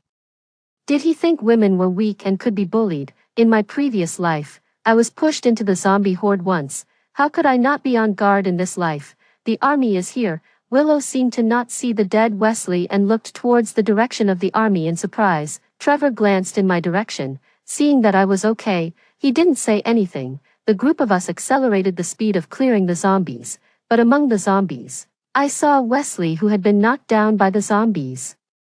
He was covered in blood, and his grayish-white eyes that had obviously turned into a zombie stared at me. I was shocked. Before I could react, I saw Wesley pounce towards me faster than the other zombies. Obviously, Willow was closer to Wesley. I quickly took out a new kitchen knife from the space and slashed at Wesley's neck. Then I continued to run backward. I turned my head and saw that Wesley had completely fallen. 7. A dozen military trucks could be seen ahead. The soldiers wearing green camouflage uniforms were standing on the roof of the trucks and shooting at the zombies in an orderly manner. Strangely, each shot didn't hit the zombies' heads, and no blood flowed out. The zombies lay quietly on the ground. The zombies in the middle of the road were also moved to the side of the road by the soldiers. This scene was very strange. The two soldiers should have been called to ask questions. Trevor, Willow, and I were taken onto a military green truck heading out of the city. Through the car window, it was obvious that this section of the national road had been blocked off. It was not easy to get off the truck. We were taken to a shed for a full-body examination and questioning. After being quarantined for 24 hours, we signed a national confidentiality agreement and were released. Until now, I finally understood why I thought the end of the world would come in a week, but I met the zombies so early. It turned out that the country had already made the greatest efforts, and from shooting to besieging, there were some secrets about these zombies. The journey on the road had been delayed for 2 days. The time left for me was not much. And today was also the time to check the supplies. After being released from quarantine, I told Trevor my concerns about the zombies and prepared to buy more supplies. We separated and went our own way. I rented a car again and drove directly to the warehouse I rented before. I didn't meet the intermediaries. It was all online transactions. After the last batch of supplies was put into storage, I handed over the balance and the warehouse password to the intermediaries online. And this deal was over. After everyone evacuated, I drove around the warehouse to observe it and then entered the warehouse to collect the supplies with the space. After collecting the supplies, I always felt that there was a burning gaze staring at me from behind. I looked back, but there was nothing. Was I exposed? I quickly left the warehouse and drove around the warehouse again to observe. Still, I found nothing. I couldn't be sure if there was someone or it was just an illusion. I didn't care so much. I would go home to see my mom first. It was already evening when I returned to the community. There was a large truck unloading goods in front of Trevor's house next door. When Trevor saw me passing by, he came over and exchanged contact information with me. The construction of my house for 3 days had also ended. I thought my mom had paid the balance to the construction team. I opened the door with the key and saw my mom cutting vegetables in the kitchen wearing an apron. The warm light shone on her, and she was still the same as in my memory. My mom turned around and walked towards me when she heard the sound. Ching-ching, you're back. I thought you didn't come back yesterday, but you should be home today. We can have a meal soon. Listening to my mom's chattering voice, this rebirth finally felt real. When my mom came over, I hugged her and my eyes couldn't help but turn red. There was no time when I was more grateful than at this moment that I had a space full of supplies. The end of the world would still come, but I could take my mom and rewrite our destiny. After tidying up and having a meal, I pulled my mom to sit down. Mom, I want to tell you something. Although it's absurd, you must believe me. I told my mom everything that happened in my previous life without hiding anything. At first, my mom thought I had a big dream and hugged me to comfort me, until I showed my mom my space ability. The national road to Licheng is already in chaos. In 4 days, the virus will break out completely. Mom, you have to believe me. My uncle and his family really killed us. I don't ask you to take revenge. I just need you to ignore them. Listening to my choking voice, my mom's throat tightened. Finally, she said with difficulty, Ching-ching, Mom believes you, no matter what happens in the future. Mom will stand by your side. 8. In the afternoon of September 26, 2030, Vivian's family was finally driven out of the house. Vivian didn't have much money in her hand. Her parents wouldn't believe the so-called end-of-the-world statement. All Vivian could do was try to stockpile food at home. But no matter how much food she stockpiled, she didn't have a house. These foods would only become their death warrants. Vivian's family appeared in front of my house with big and small bags of luggage and a pile of food that was obviously stockpiled by Vivian when she went home. They banged on the door. Just listening to the sound was enough to show how angry they were. I picked up a baseball bat and hit Vivian's father's hand that was knocking on the door. Vivian's father was startled and quickly stepped aside to avoid it. The baseball bat narrowly missed his hand. But before he could be lucky, out of the corner of his eye, he saw the baseball bat hitting towards his head. Vivian's father hurriedly hid behind his son. Theodore, murder, you're worse than an animal. You even want to kill your own uncle. The old ones are despicable, and the young ones are also despicable. On the 6th of last month, I saw you checking into a hotel with another woman at the Binley Hotel. A few days ago, I saw Vivian flirting with my boyfriend. The upper beam is crooked, and the lower beam is also crooked. Get away from here, or I'll let you know what it means to be worse than dead. When I mentioned the Binley Hotel, my uncle obviously became guilty, but his anger quickly replaced it. He raised his hand to grab my baseball bat. I turned around and took out a kitchen knife from behind. Out of the corner of my eye, I saw my aunt's expression change from doubt to shock, and then her eyes turned red. It seemed that she thought of something. I stepped back behind the door and closed the door with force. I learned this news from Vivian in my previous life when she pretended to be pitiful and revealed it to me. The whole family knew about it, except my aunt. But from my perspective, my aunt, who was the most active in occupying my family's property and thought that my family only had me and my mom left and that my cousin should inherit the family business in the future, wasn't worthy of pity. It didn't matter whether my aunt believed it or not. What was important was to plant the seeds of doubt and make their family fall apart from the inside. The sound of their argument came from outside the door. Soon, they knocked on the door again. I have something very important to tell you. I have something that can save our lives. Vivian's anxious voice sounded outside the door. I directly hung a loudspeaker on the door. My uncle, Tobias, occupied the family property. Tobias cheated on his wife at X hotel on X month X day. My cousin, Vivian, seduced my boyfriend, and they still dare to come to the door to grab the ancestral house. As soon as I hung up the loudspeaker, my uncle slapped Vivian. Why did you seduce her boyfriend? If it wasn't for you, would she have sold the house? Before Vivian could defend herself, Trevor came with the property management to drive them away and directly said that he had called the police. Forced by the property management's eviction and the ridicule of the onlookers in the villa area, Vivian's family dragged their big and small bags and a lot of food and went to a hotel outside the villa area in full view. I then brought a basin of chicken cooked by my mom from home and sent it to Trevor's house to express my gratitude. That night, Vivian sent me a friend verification message. I've called Owen over. We can explain to you. Can we meet? That's exactly what I want. I directly approved her friend request and replied, what's between me and Owen? When did you have the right to call him? Act crazy. The more unreasonable I am, the more normal it is. It's really a misunderstanding. You can hit me or scold me, but I just want to clear up the misunderstanding. Really, tie Owen up and let me vent my anger. Okay, as long as you're willing to lend me the ring. After 12 o'clock at night, I went to the hotel. Owen had come from school in the afternoon and was staying in the room next to Vivian's family. Knowing that the end of the world was coming, Vivian was quite generous and directly booked a penthouse suite in the hotel. As soon as I knocked on the door, Owen opened it. When he saw me, he immediately came to hug me. I dodged into the room. Vivian was sitting at the table and warmly greeted me. Sister, you're finally here. Are you thirsty? Have a glass of water first. I looked at Vivian coldly. Didn't you say you would tie him up for me to vent my anger? What, can't you do it? They exchanged a glance. Owen closed the door and came to hug me again. I took out an electric stun baton from the space with my hands behind my back and stunned Owen directly. Vivian stared at me in surprise. The space. Before she could say anything more, I kicked her to the ground. I used all my strength for this kick. Vivian almost fainted from the kick. After calming down for a while, Vivian stared blankly at the ceiling and muttered, "Why, I've been reborn, and now you're here to stop me. You've been reborn, and is this all you can do? Vivian's face turned pale with anger. What do you know? I'm not like you. I have no money, so I can only borrow from Owen. After you sent the chat records to the school network, Owen didn't want to lend me money anymore. I told him the end of the world was coming and asked him to stockpile food, but he didn't believe me at all. He came here because he couldn't stand the rumors and wanted to sleep with you and threaten you to clarify the things on the school network. Really?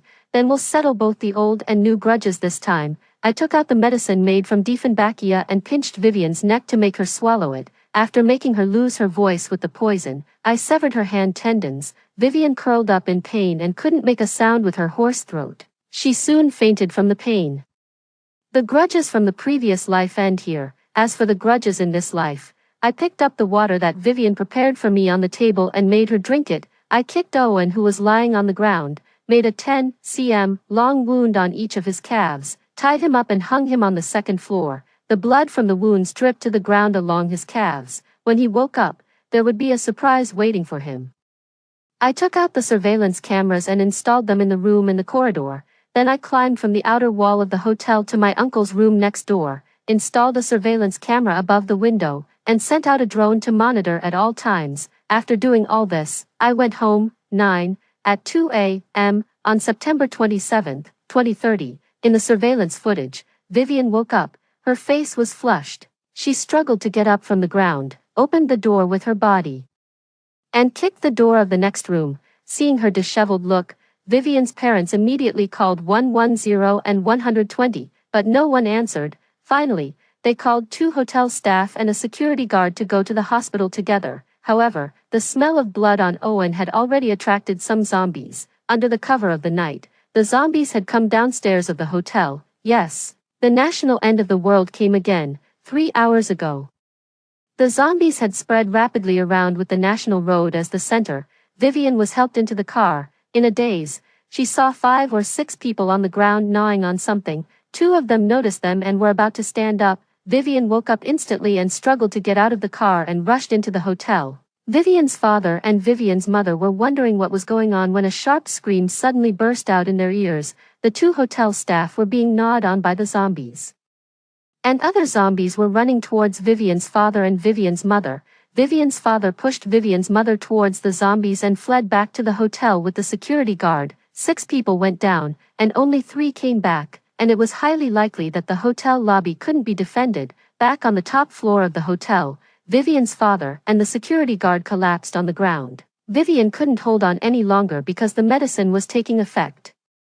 But no one cared whether she was alive or dead at this moment. With her last bit of strength, Vivian forced herself on the hotel security uncle, maybe because he was scared by the zombies. 2 minutes later, the security uncle turned over and vented on Vivian's body repeatedly. At 5 a.m., on September 27th, a scream pierced the sky. When Owen opened his eyes, he saw that he was hanging in the air. When he looked down, he found that more than 20 zombies were densely gathered at his feet, stretching their hands towards him and making jizya sounds. One of the zombies even climbed onto the pile of zombies, and its outstretched hand touched Owen's shoes. This terrifying scene made Owen pee his pants in fear, and he could only shout for help desperately. The hotel guests opened the windows one after another, watching people turn into unconscious zombies. Most of them were so scared that they couldn't move. After a while, someone finally remembered to save Owen. In the end, the security uncle who lived in Owen's room pulled him up.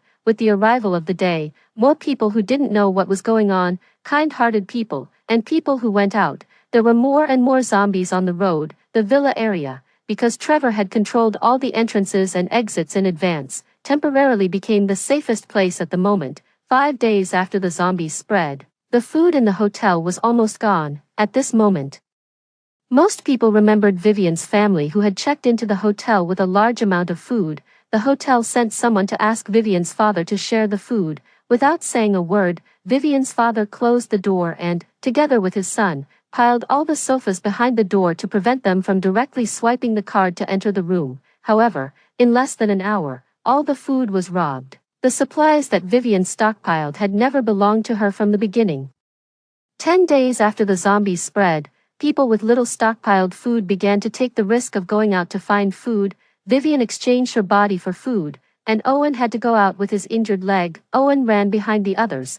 Whenever he couldn't run anymore, a drone would fly above his head and play the song, Good Luck. After everyone found that the drone chased above Owen's head twice in a row, no one wanted to team up with Owen anymore. 15 days after the zombies spread, Vivian couldn't exchange her body for food anymore, and Owen didn't dare to go out to find food alone. The two of them had been hungry for several days, and Vivian's father and Theodore were in no better condition. If this went on, they were likely to be starved to death. After discussing it, these people found several of the most powerful guys in the hotel. Why should we be scared and have no food, while those people in the villa area are living well? They have stockpiled some food in each house. I know one of them. There is a lot of food in their house. I can lead the way. Looking at Vivian's father who was spitting and Vivian and Theodore with angry faces in the surveillance footage, I just found it funny. After I told Trevor about their plan, Trevor immediately organized a group of residents in the villa area to guard the gate. At noon that day, a group of people in the hotel got together and prepared to break through the gate of the villa area. Unfortunately, no one was willing to be the decoy to lure the zombies away. They could only throw the phone that played the music a little farther away to briefly lure the zombies away. When this group of people rushed towards the gate of the villa area, Trevor just took out his gun, unexpectedly. The gate of the villa area opened automatically. Trevor rushed to the security room, pushed away the person who controlled the gate switch button, and closed the gate again. We're all compatriots. We should save one if we can. Trevor sneered and quickly left the security room, asking all the residents at the gate to go home immediately. Before they walked far, some people in the hotel rushed into the villa area while the gate was open. Vivian and Owen were slower than the others because of their injuries. The zombies were only 2 steps away from them, and the gate was about to close. Just when they were desperate, the gate opened slowly again, but the zombies' hands had touched Owen's back. Owen broke out in a cold sweat instantly. While speeding up, he pushed Vivian towards the zombie horde behind him. Vivian's body was grabbed by countless hands and bitten by blood-red teeth. Vivian stared at Owen with red eyes until she was submerged by the zombie horde. However, soon, Vivian rushed out of the zombie horde and rushed into the villa area before the gate was closed again. The people who had just rushed into the villa area and thought they were safe and sat on the ground to rest one by one turned into zombies. The person who opened the gate in the security room was no exception. When he was being bitten by the zombies and was desperate, he opened the gate of the villa area again out of resentment. The false kind-hearted people showed their true demonic nature when their interests were touched. 10. Hi, Vivian. Vivian, who was about to pounce on Owen, immediately gave up on Owen and chased after me when she heard my voice. I quickly went back inside the wall and closed the gate. Vivian banged her head against the gate. I opened the video intercom doorbell and said, Vivian, you still have your consciousness, right? On the national road before. I guessed that turning into a zombie didn't mean real death. Everyone was just controlled by the virus. As long as there is a vaccine, all the zombies can turn back into normal people. I just tested it with you. I didn't expect you to hate me so much that you gave up Owen, who was about to be yours, and came after me, verifying my guess. You should be happy to get this news. But, think about why the zombies' abilities degenerated over time until they completely fell in the previous life. Zombified people are still human after all. Without eating or drinking, their physical functions degenerate, and they will also die. I'm waiting to witness that day for you. The violent and rapid sound of banging on the door sounded again. In extreme anger, the zombies seemed to gain temporary control of their bodies from the virus. Wesley was like that, and so was Vivian. This is why the zombies weren't shot on the national road. I went back to the second floor, took out the bow and arrow, aimed at Owen who was knocking on the door for help everywhere, and shot an arrow through his leg. Owen screamed and fell down. His scream attracted Vivian. Owen crawled backward with his injured leg. The flowing blood stimulated Vivian to move faster and faster until she pounced on Owen and bit his throat precisely. 1 month after the zombies spread, the residents in the community who had stockpiled food basically ran out of supplies. Trevor threw a paper ball wrapped with hard candy to me from the balcony on the second floor. It said, "The food is gone, and human nature is exterminating. Do you want to team up? Teamwork is better than fighting alone. Can my grandpa and I move here with our own food? Your house has better protection measures than mine." I looked directly at Trevor. "I promised you that you could make a request. I have no problem with it, but I need to discuss it with my mom, okay?" Waiting for your reply, I discussed it with my mom. We were old neighbors, and my mom was willing to let them move in, but she was worried that my space would be exposed. We'll move to the third floor and let Trevor and his grandpa live on the second floor. We'll clearly define the living areas and not interfere with each other. Just in case, I'll put 1/3 of the supplies in the bedroom and the kitchen. My mom thought it was feasible. After using the drone to attract away the zombies wandering in front of the villa, Trevor sent his grandpa over and settled him down. Then he moved a lot of daily necessities and food here one after another. I knew Trevor had stockpiled a lot of food, but they must be short of vegetables and fruits, so my mom and I dried some vegetables and made them into cooked food, and occasionally sent them to Trevor and his grandpa. 2 days after Trevor moved in, his worry came true. As the food became less and less, many people were fooled by Vivian's father and Theodore and believed that our family had a large amount of food. At night, someone climbed over the wall and was shocked by the electricity and made a trembling sound. Someone pried the lock, but it triggered the electronic alarm and attracted a large number of zombies. We didn't have to do anything, and several people died from exhaustion. Therefore, they were more convinced that we had a large amount of food in our hands. More and more people joined them, reaching up to more than 50 people. If it didn't work once, they would try a second or third time. They even found a large iron door from somewhere and blocked the road, blocking all the ordinary zombies, just to deal with us. Bang, bang, bang. When the gate was almost broken open, Trevor used a pistol. The deafening gunshots made more and more zombies gather around. Just as Vivian's father and Theodore were going to retreat temporarily with this group of people, a zombie with its upper body bare and all blue jumped down and plunged into the crowd to bite. We could even hear the sound of flesh being bitten, and the howls of pain were endless. The mother virus. Trevor's face turned a little pale, but his tone was firm. We must kill it. I quickly shot at the mother virus with a crossbow. Trevor also fired quickly, with a loud bang. The window glass on the second floor shattered. The mother virus jumped and pounced on Trevor like lightning, without time to think.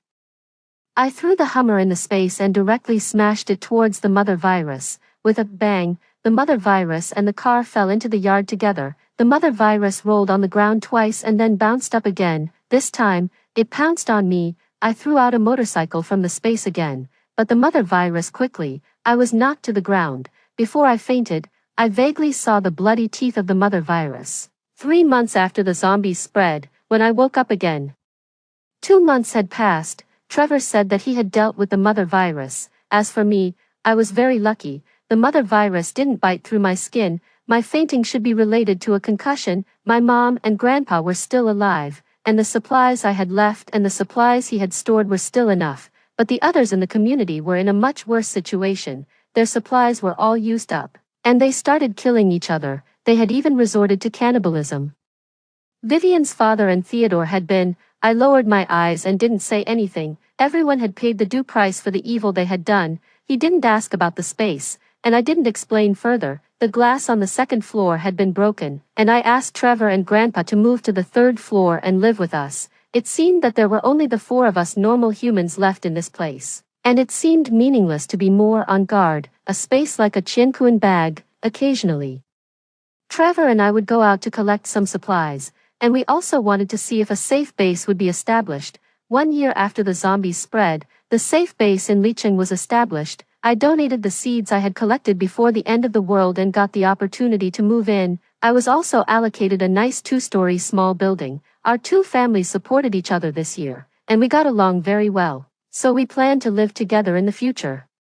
Trevor became a doctor in the base, and I became the captain of the guard team with my martial arts skills. 3 years after the zombies spread, since the virus vaccine hadn't been developed yet, and the number of zombies was still increasing while some were dying, the leadership finally decided to clear all the zombies. No one knew that their relatives and friends were still alive after being bitten, and no one knew that their relatives and friends would die with their consciousness clear.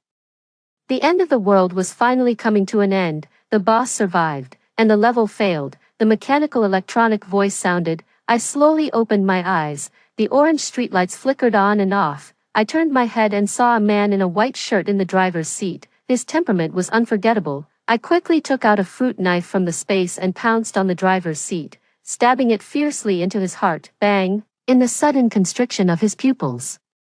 The car crashed into the roadside guardrail. I didn't dare to let go of the knife, for fear of being counter-killed accidentally. Why don't you play with me some more? It's only been 7 times, Trevor, you lunatic. Trevor smiled. Your performance every time is a surprise. You're really like a treasure that can't be dug out completely. A fire burned in my eyes. Is it fun to watch others struggle to survive? You, the maker of the virus, before he could answer.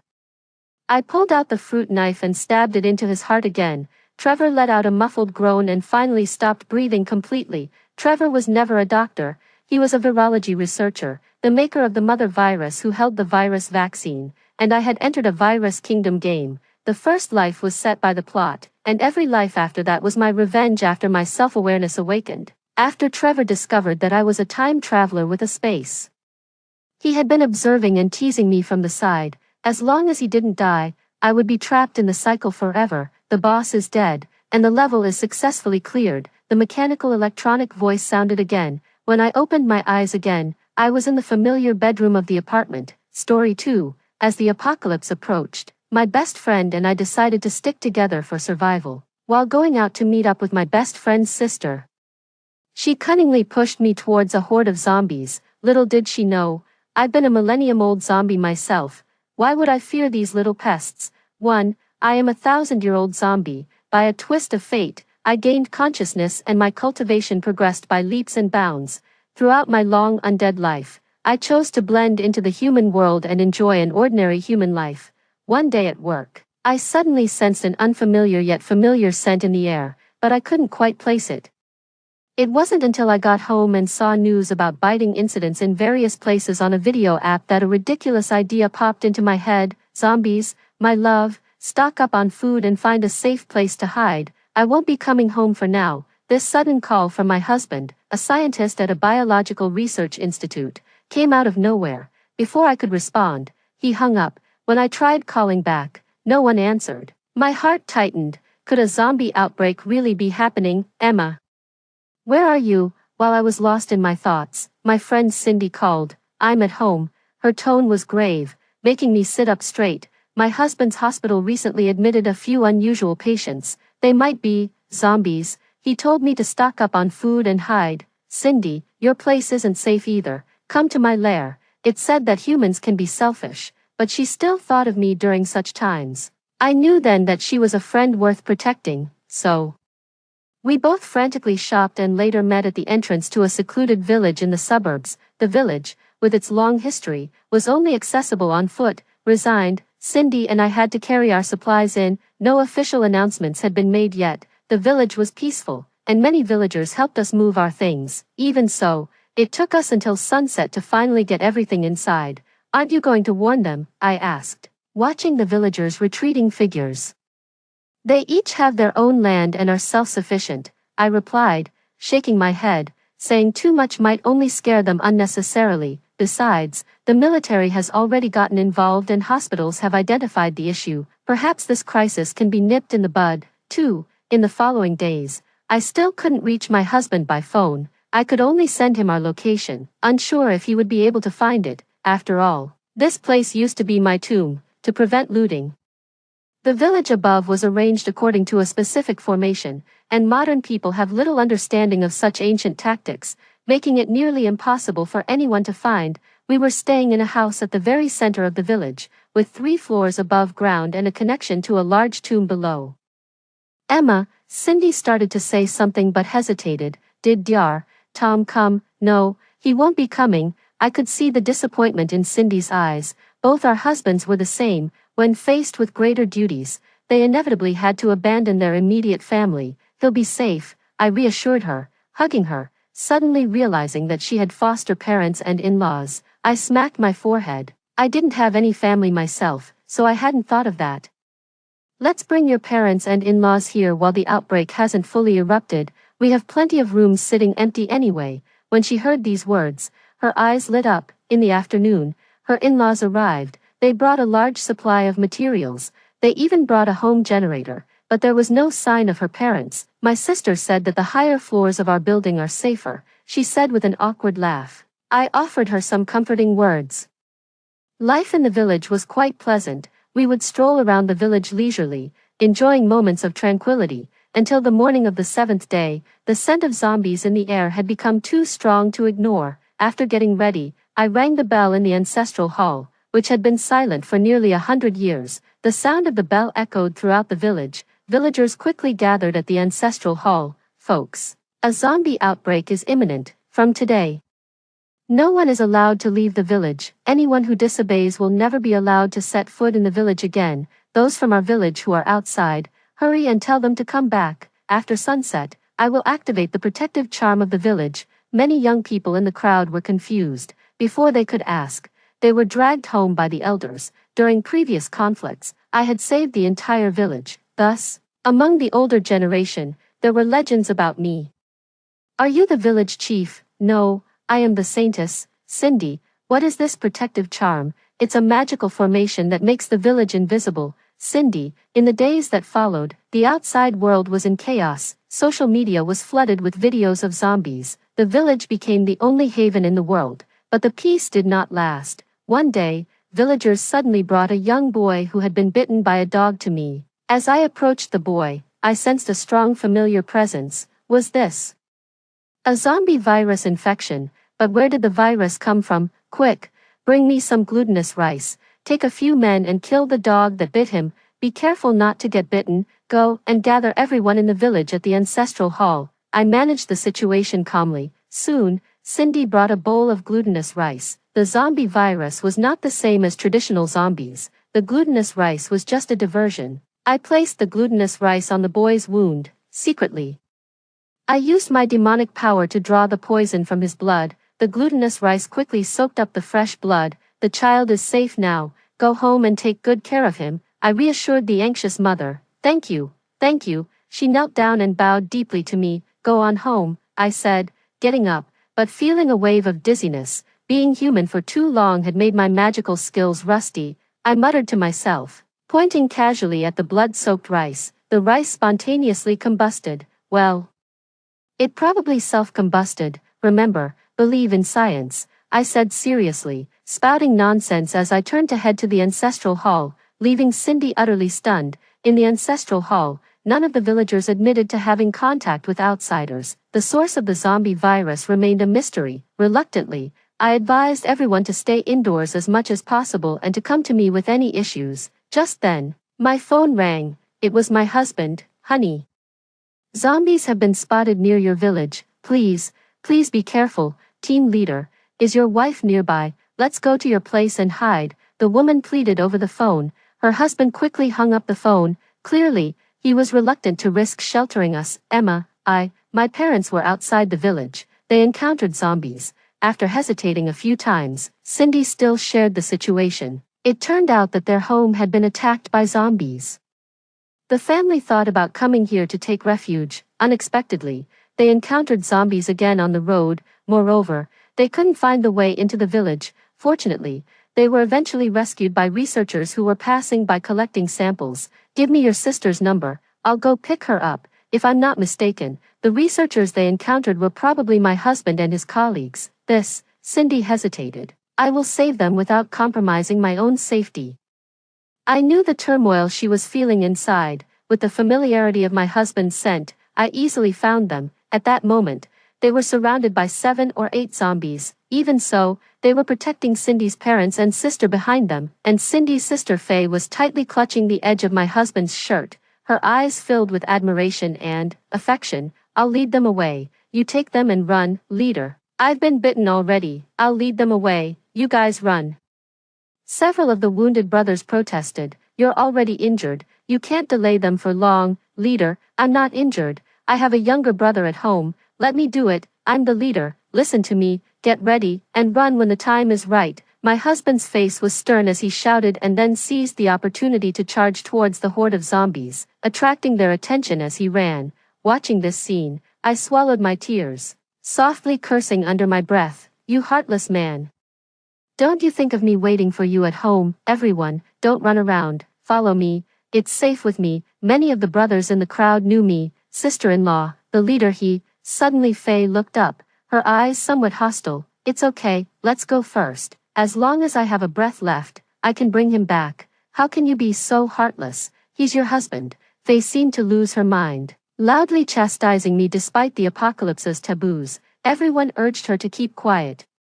But she wouldn't listen. Before long, the zombies that my husband had lured away were attracted back by the noise. "Run," someone yelled, and everyone started to run frantically, but she grabbed me and threw me backward with force. I hadn't expected her to do that. Caught off guard, I was thrown to the ground. The zombies immediately surrounded me. "Sister-in-law, your task is to keep us safe. Take the chance while she's holding off the zombies. Let's go." This woman, I had no quarrels with her. But not only did she endanger me, she also prevented the brothers from rescuing me. But at that moment, I had no time to play with her. There was still a chance to save those injured brothers. I had to rescue them first. Scram! My shout mixed with mystical power made the zombies scream and scatter in terror.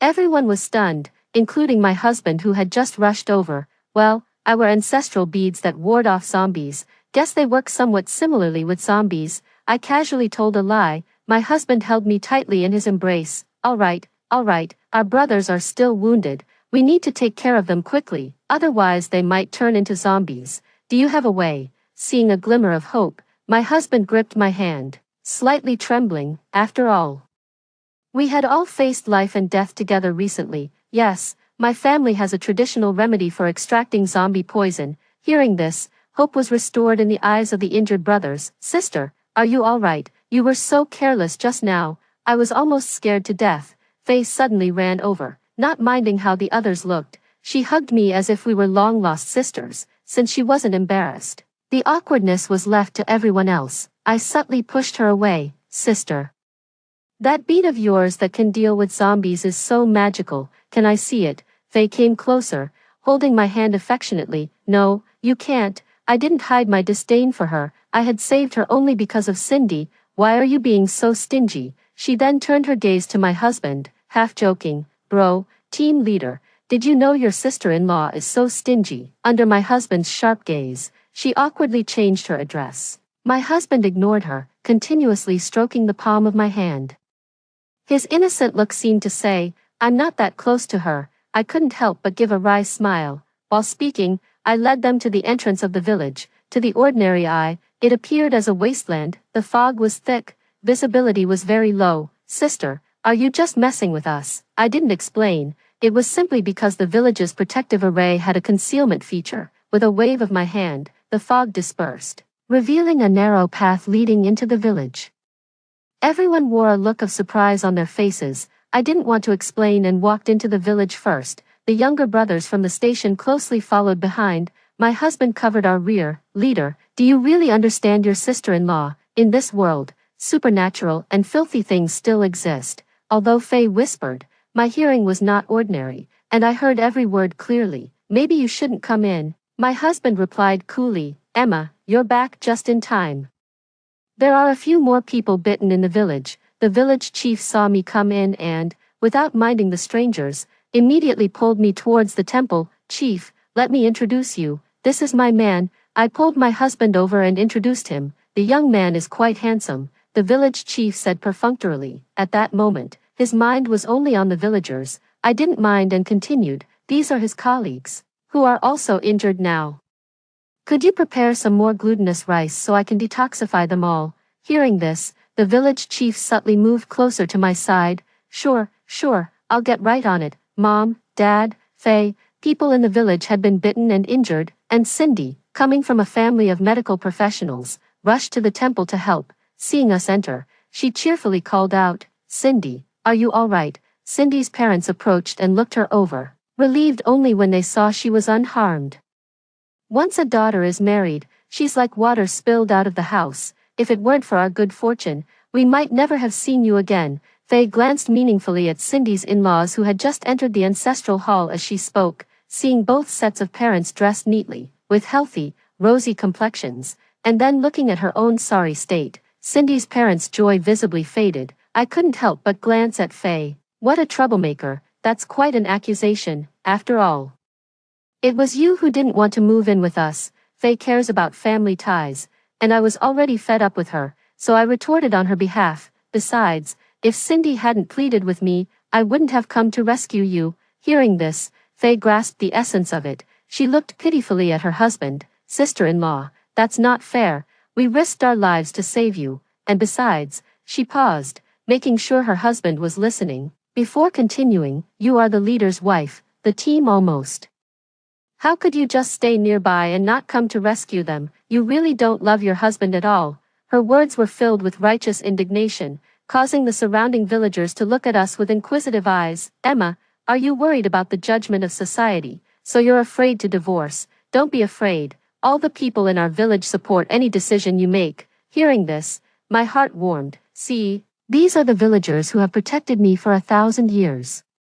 And I have protected for 1,000 years. Everyone is mistaken. Our marriage is strong. It's just that it was too dangerous outside, which is why I didn't let Emma come out." Seeing the villagers' gazes losing their kindness, my husband quickly explained. He also shot a glare at Faye, who was trying to stir up trouble between us. Seeing the villagers' skeptical expressions, he looked at me pleadingly. Who would have thought? The usually decisive man, now, he was looking at me with innocent eyes.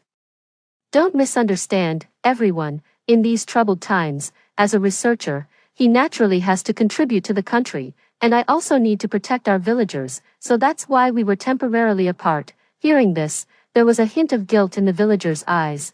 I knew they felt they had held us back, and they would probably add extra chicken legs to my meal tonight, with the previous experience. This time the extraction of the corpse poison went smoothly, it was just unusually tiring. Which wasn't normal, but given the special circumstances, I didn't dwell on it. After all, monsters aren't so easy to kill. "Are you okay?" Seeing my pale face, my husband's eyes were full of concern. "I'm fine, just need to rest a bit." I waved it off. That day, unusually, my husband stayed over, under the guise of letting the injured brothers rest well for a night. I knew he was just worried about me. The next morning, I woke up to find the bed empty. There was an unread message from my husband on WeChat. "Baby, I've left first. You take good care of yourself and rest well." Seemingly accustomed to this way of interaction, I silently put away my phone. What mattered most now was protecting every villager. "Emma, have you seen the news?" Cindy asked as she handed me her phone. The news was on. Recent studies have found that the zombie virus was caused by human activity and initially spread through birds. Our country has actively participated in the development of related vaccines. We urge everyone to take precautions and stay indoors as much as possible. After watching the news broadcast, the situation with the zombie virus in our village finally made sense. I had no choice but to consider relocating.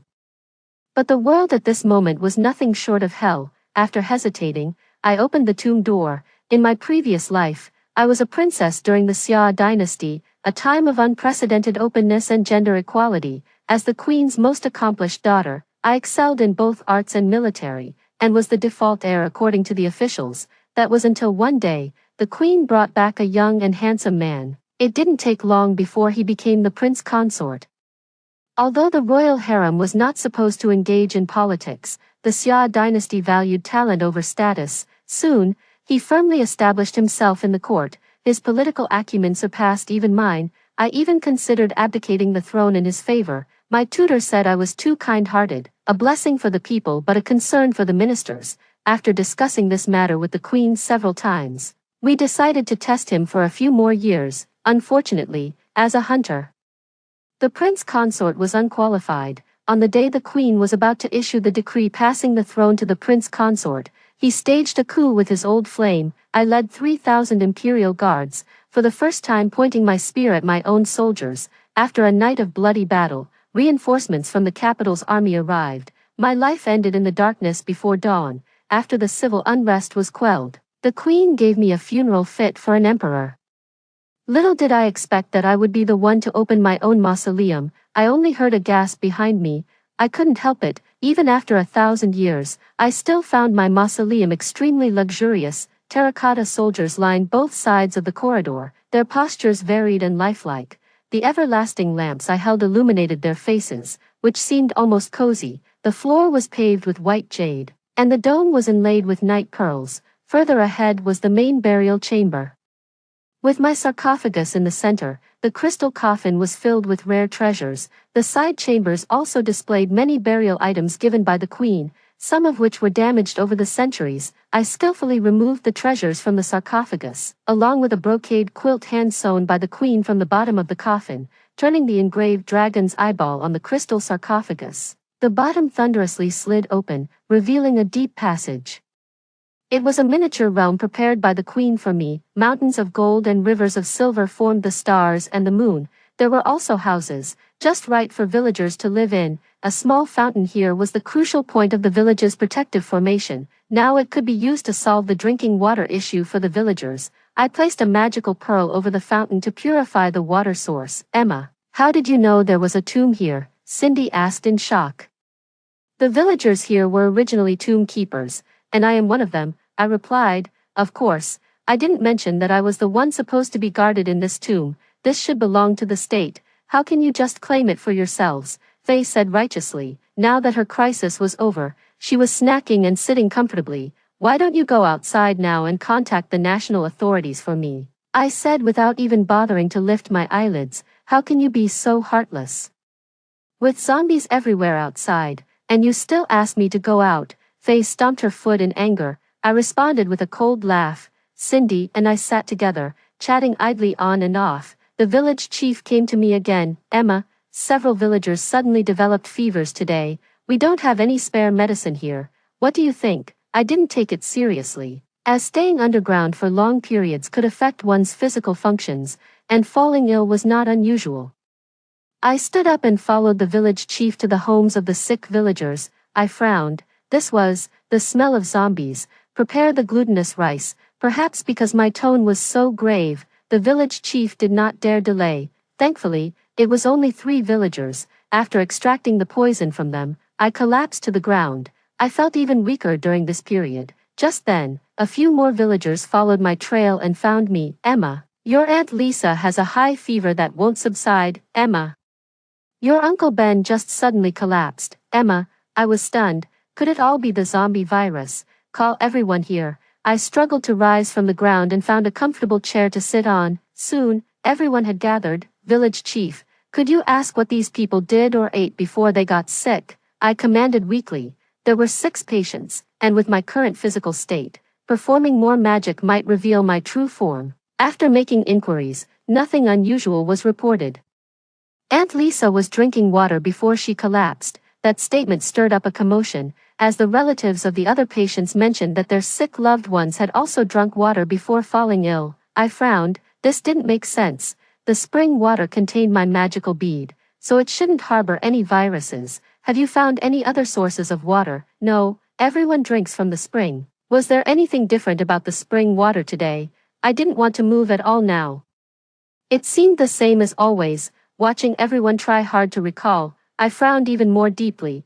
Could it be that the zombie virus from outside had mutated to a point beyond the control of my magical bead? Does it count that we didn't see the bead that Sister Emma placed in the spring water today? A young boy in the crowd spoke up. My expression changed. Could it have sunk to the bottom? Faye, who usually didn't interact much with the villagers, suddenly spoke up. That's impossible. I frowned even deeper. A magical bead isn't something that could just sink to the bottom. Forcing myself, I rushed to the edge of the spring, and sure enough, the bead was missing. Who took it? Give it back, or don't blame me for being rude. My voice suddenly turned cold. I had told the villagers before that this bead had the power to purify water. It ensured that our water source remained uncontaminated by the zombie virus. So, the person who stole the bead was deserving of punishment. You're wasting your time looking for that worthless bead instead of saving those infected with the zombie virus. Who knows when they'll turn into zombies, and the whole village will suffer. Faye rolled her eyes, diverting the topic. She had a point. The villagers looked at me expectantly. Faye, did you take the bead? I suppressed the urge to hit her, squeezing the words through clenched teeth. It wasn't that I was targeting her, but her behavior was too suspicious.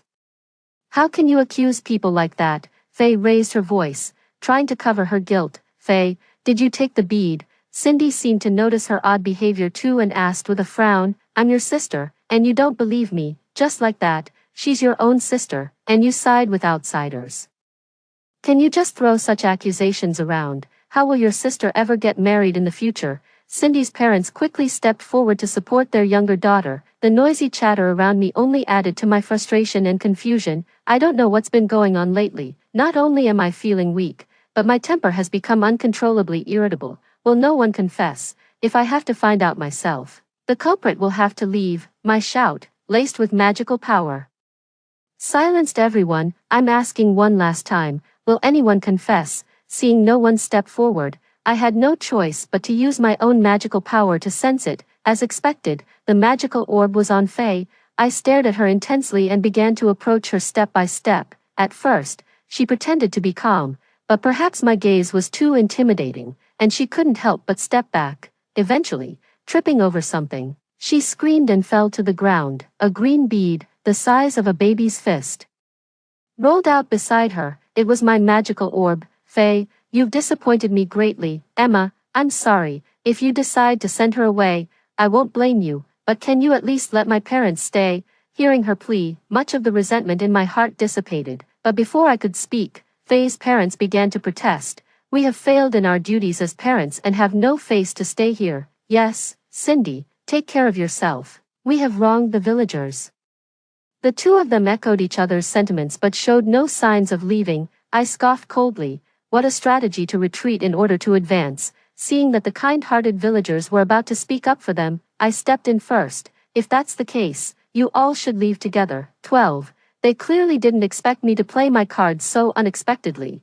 After a few seconds of stunned silence, they turned to Cindy as if seeking rescue. Cindy was not foolish, especially when it came to her own parents, understanding well what game they were playing. Mom, Dad, I'll help you pack your things, Cindy said, leaving the scene.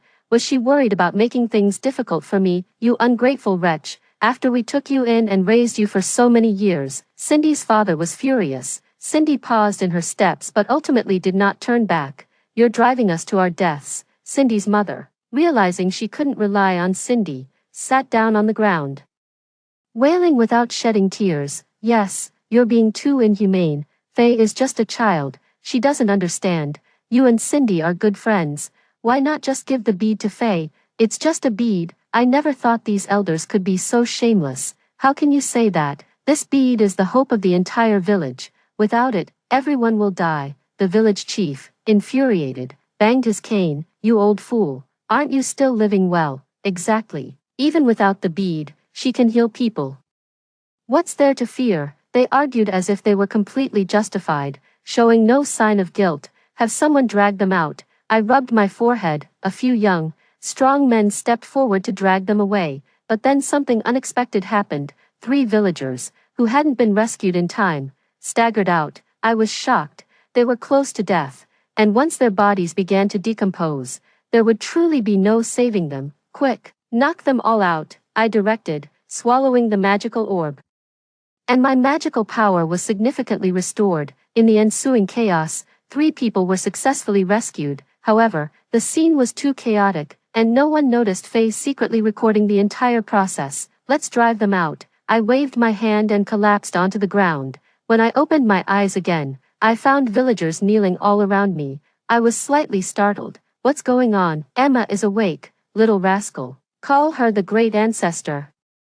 A young villager had just finished speaking when he received a scolding from an elder. So, the great ancestor has been protecting us all these years under different identities. I was even more confused and looked towards Cindy, but her eyes were filled with fervor. Emma, you're actually not human. That sounded so uncomfortable. I touched my face, and the 2 sharp fangs at the corners of my mouth gave me a start. Had my true form been revealed, I had revealed my true form, just as I had during the war years ago, and the older villagers remembered me. Influenced by the older villagers, everyone was unafraid of me. Aren't you scared? I voiced my inner doubt. Why should we be scared? You're still you, just more beautiful.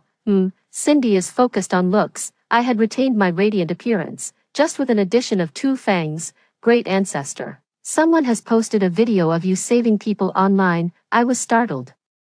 Did that include the part where I revealed my true form? Great ancestor. Someone is coming. A patrolling villager hurried over. I sighed. With a wave of my sleeve, I returned to my original appearance. Call me as you did before. Angrily, I got out of bed and prepared to check the situation outside. The house was filled with people. There were researchers, armed personnel, and a young man dressed as a Taoist. I roughly understood how these people had gotten in. In the crowd, I saw familiar faces.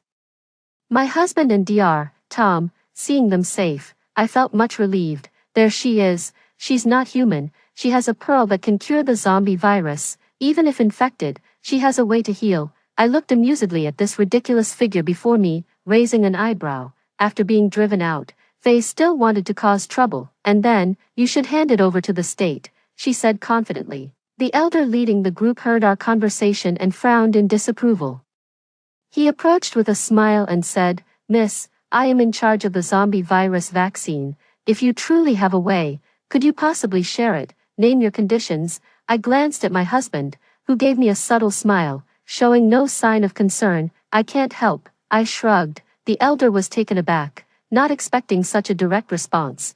Though you are not one of us, I believe you are a good person. You wouldn't have saved people otherwise. Hearing his words, I carefully felt his heartbeat as he spoke. I realized he wasn't lying or intending to use force. I felt somewhat relieved about his uninvited approach. I really can't help. I risk my own life to save others, but I'm too weak now to save everyone. I spoke earnestly. The elder fell into deep thought. Could we perhaps study the villagers who have recovered? Do you have the water purified with beads? I nodded and stepped aside. My husband is patriotic, and I want to contribute to the country he is committed to protect, especially during its crisis. The atmosphere subsequently became much more relaxed. Both the scientific researchers and the armed personnel followed the rules strictly, not disturbing the villagers. She's not human. Why are you still clinging to her? That day, I prepared some food and went to see my husband. Just then, I overheard Faye's words. I paused, reluctant to face the truth, but I couldn't help wanting to know my husband's thoughts. However, my husband turned and walked away, refusing to speak a word to her. I like you so much. Why won't you consider me? I'm prettier, younger, and come from a better family background. Plus, I'm actually alive. Are you afraid that if you leave her, she might hurt you? Seeing that my husband didn't turn around, Faye stepped forward and grabbed his hand, only to be reflexively shaken off. I knew from the start that she wasn't human. I was stunned. When was I discovered? I thought I had disguised myself well, but I quickly caught on to another point. Despite knowing my true identity, he still treated me so kindly. Suddenly, I felt incredibly fortunate. But she doesn't love you. Back in the forest, she didn't care whether you lived or died. If it weren't for me luring the zombies there, you might have already been dead. Hearing this, a flash of hatred crossed my husband's eyes. If Emma were a normal person, you would have killed her by now. Seeing his clenched fists and the veins bulging on his forehead, I knew he was angry. Hey, jerk, are you hungry? I suddenly appeared with a food box, breaking the tension. Quite hungry. He looked me up and down, making me blush. Eat this. I shoved the food box into his hands and turned to leave, but he pulled me back into his embrace. Can you stay with me till old age? I was taken aback, remembering I had once said I was using my life to save others, and he must have taken it seriously. I've been dead a long time. This is my grave. My husband stiffened. Just when I thought he was scared, he spoke. You really are rich. Suddenly I feel I'm not worthy of you, me. Shall we meet at the civil affairs office? You are only a widower, not divorced. We laughed and joked for a while. Then he looked at me seriously. Don't do this kind of thing anymore. I paused, then realized what he meant. Can you give up the country you love? He looked at me puzzled. They are all descendants of my subjects. Scientific research continued, and Cindy and I came up with different dishes for them every day. The people visibly grew healthier. 6 months later, one night, I suddenly suffered unbearable stomach pain. Cindy heard me and came to check. I no longer had the strength to maintain my transformed appearance and reverted to my original form.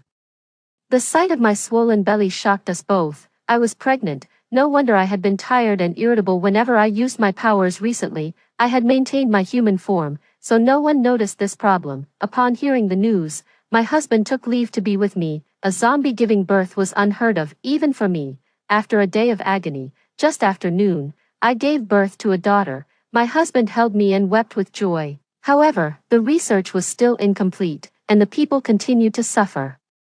He had to return to develop the vaccine. During the night, all was silent. The careful footsteps at the door thus stood out prominently. With a little thought, I guessed it must be Faye up to her usual tricks. But having just given birth, my magical powers were weakened, and with a baby to protect, confronting her directly was not advantageous. While pondering, I simply reverted to my true form, letting my hair down. I used my feeble magic to create an aura of eerie gloom. As the door opened, I hovered directly in the air. After a scream, Faye fainted from fright. She was still holding a sharp knife in her hand. I scoffed, such a frail mental state, and still she dared to harm others. I recounted the incident to Cindy. She and the villagers locked Faye up. They planned to hand her over to the police once order was restored. Unexpectedly, the scare drove Faye insane. Later on, researchers finally developed the vaccine. The country returned to its former prosperity.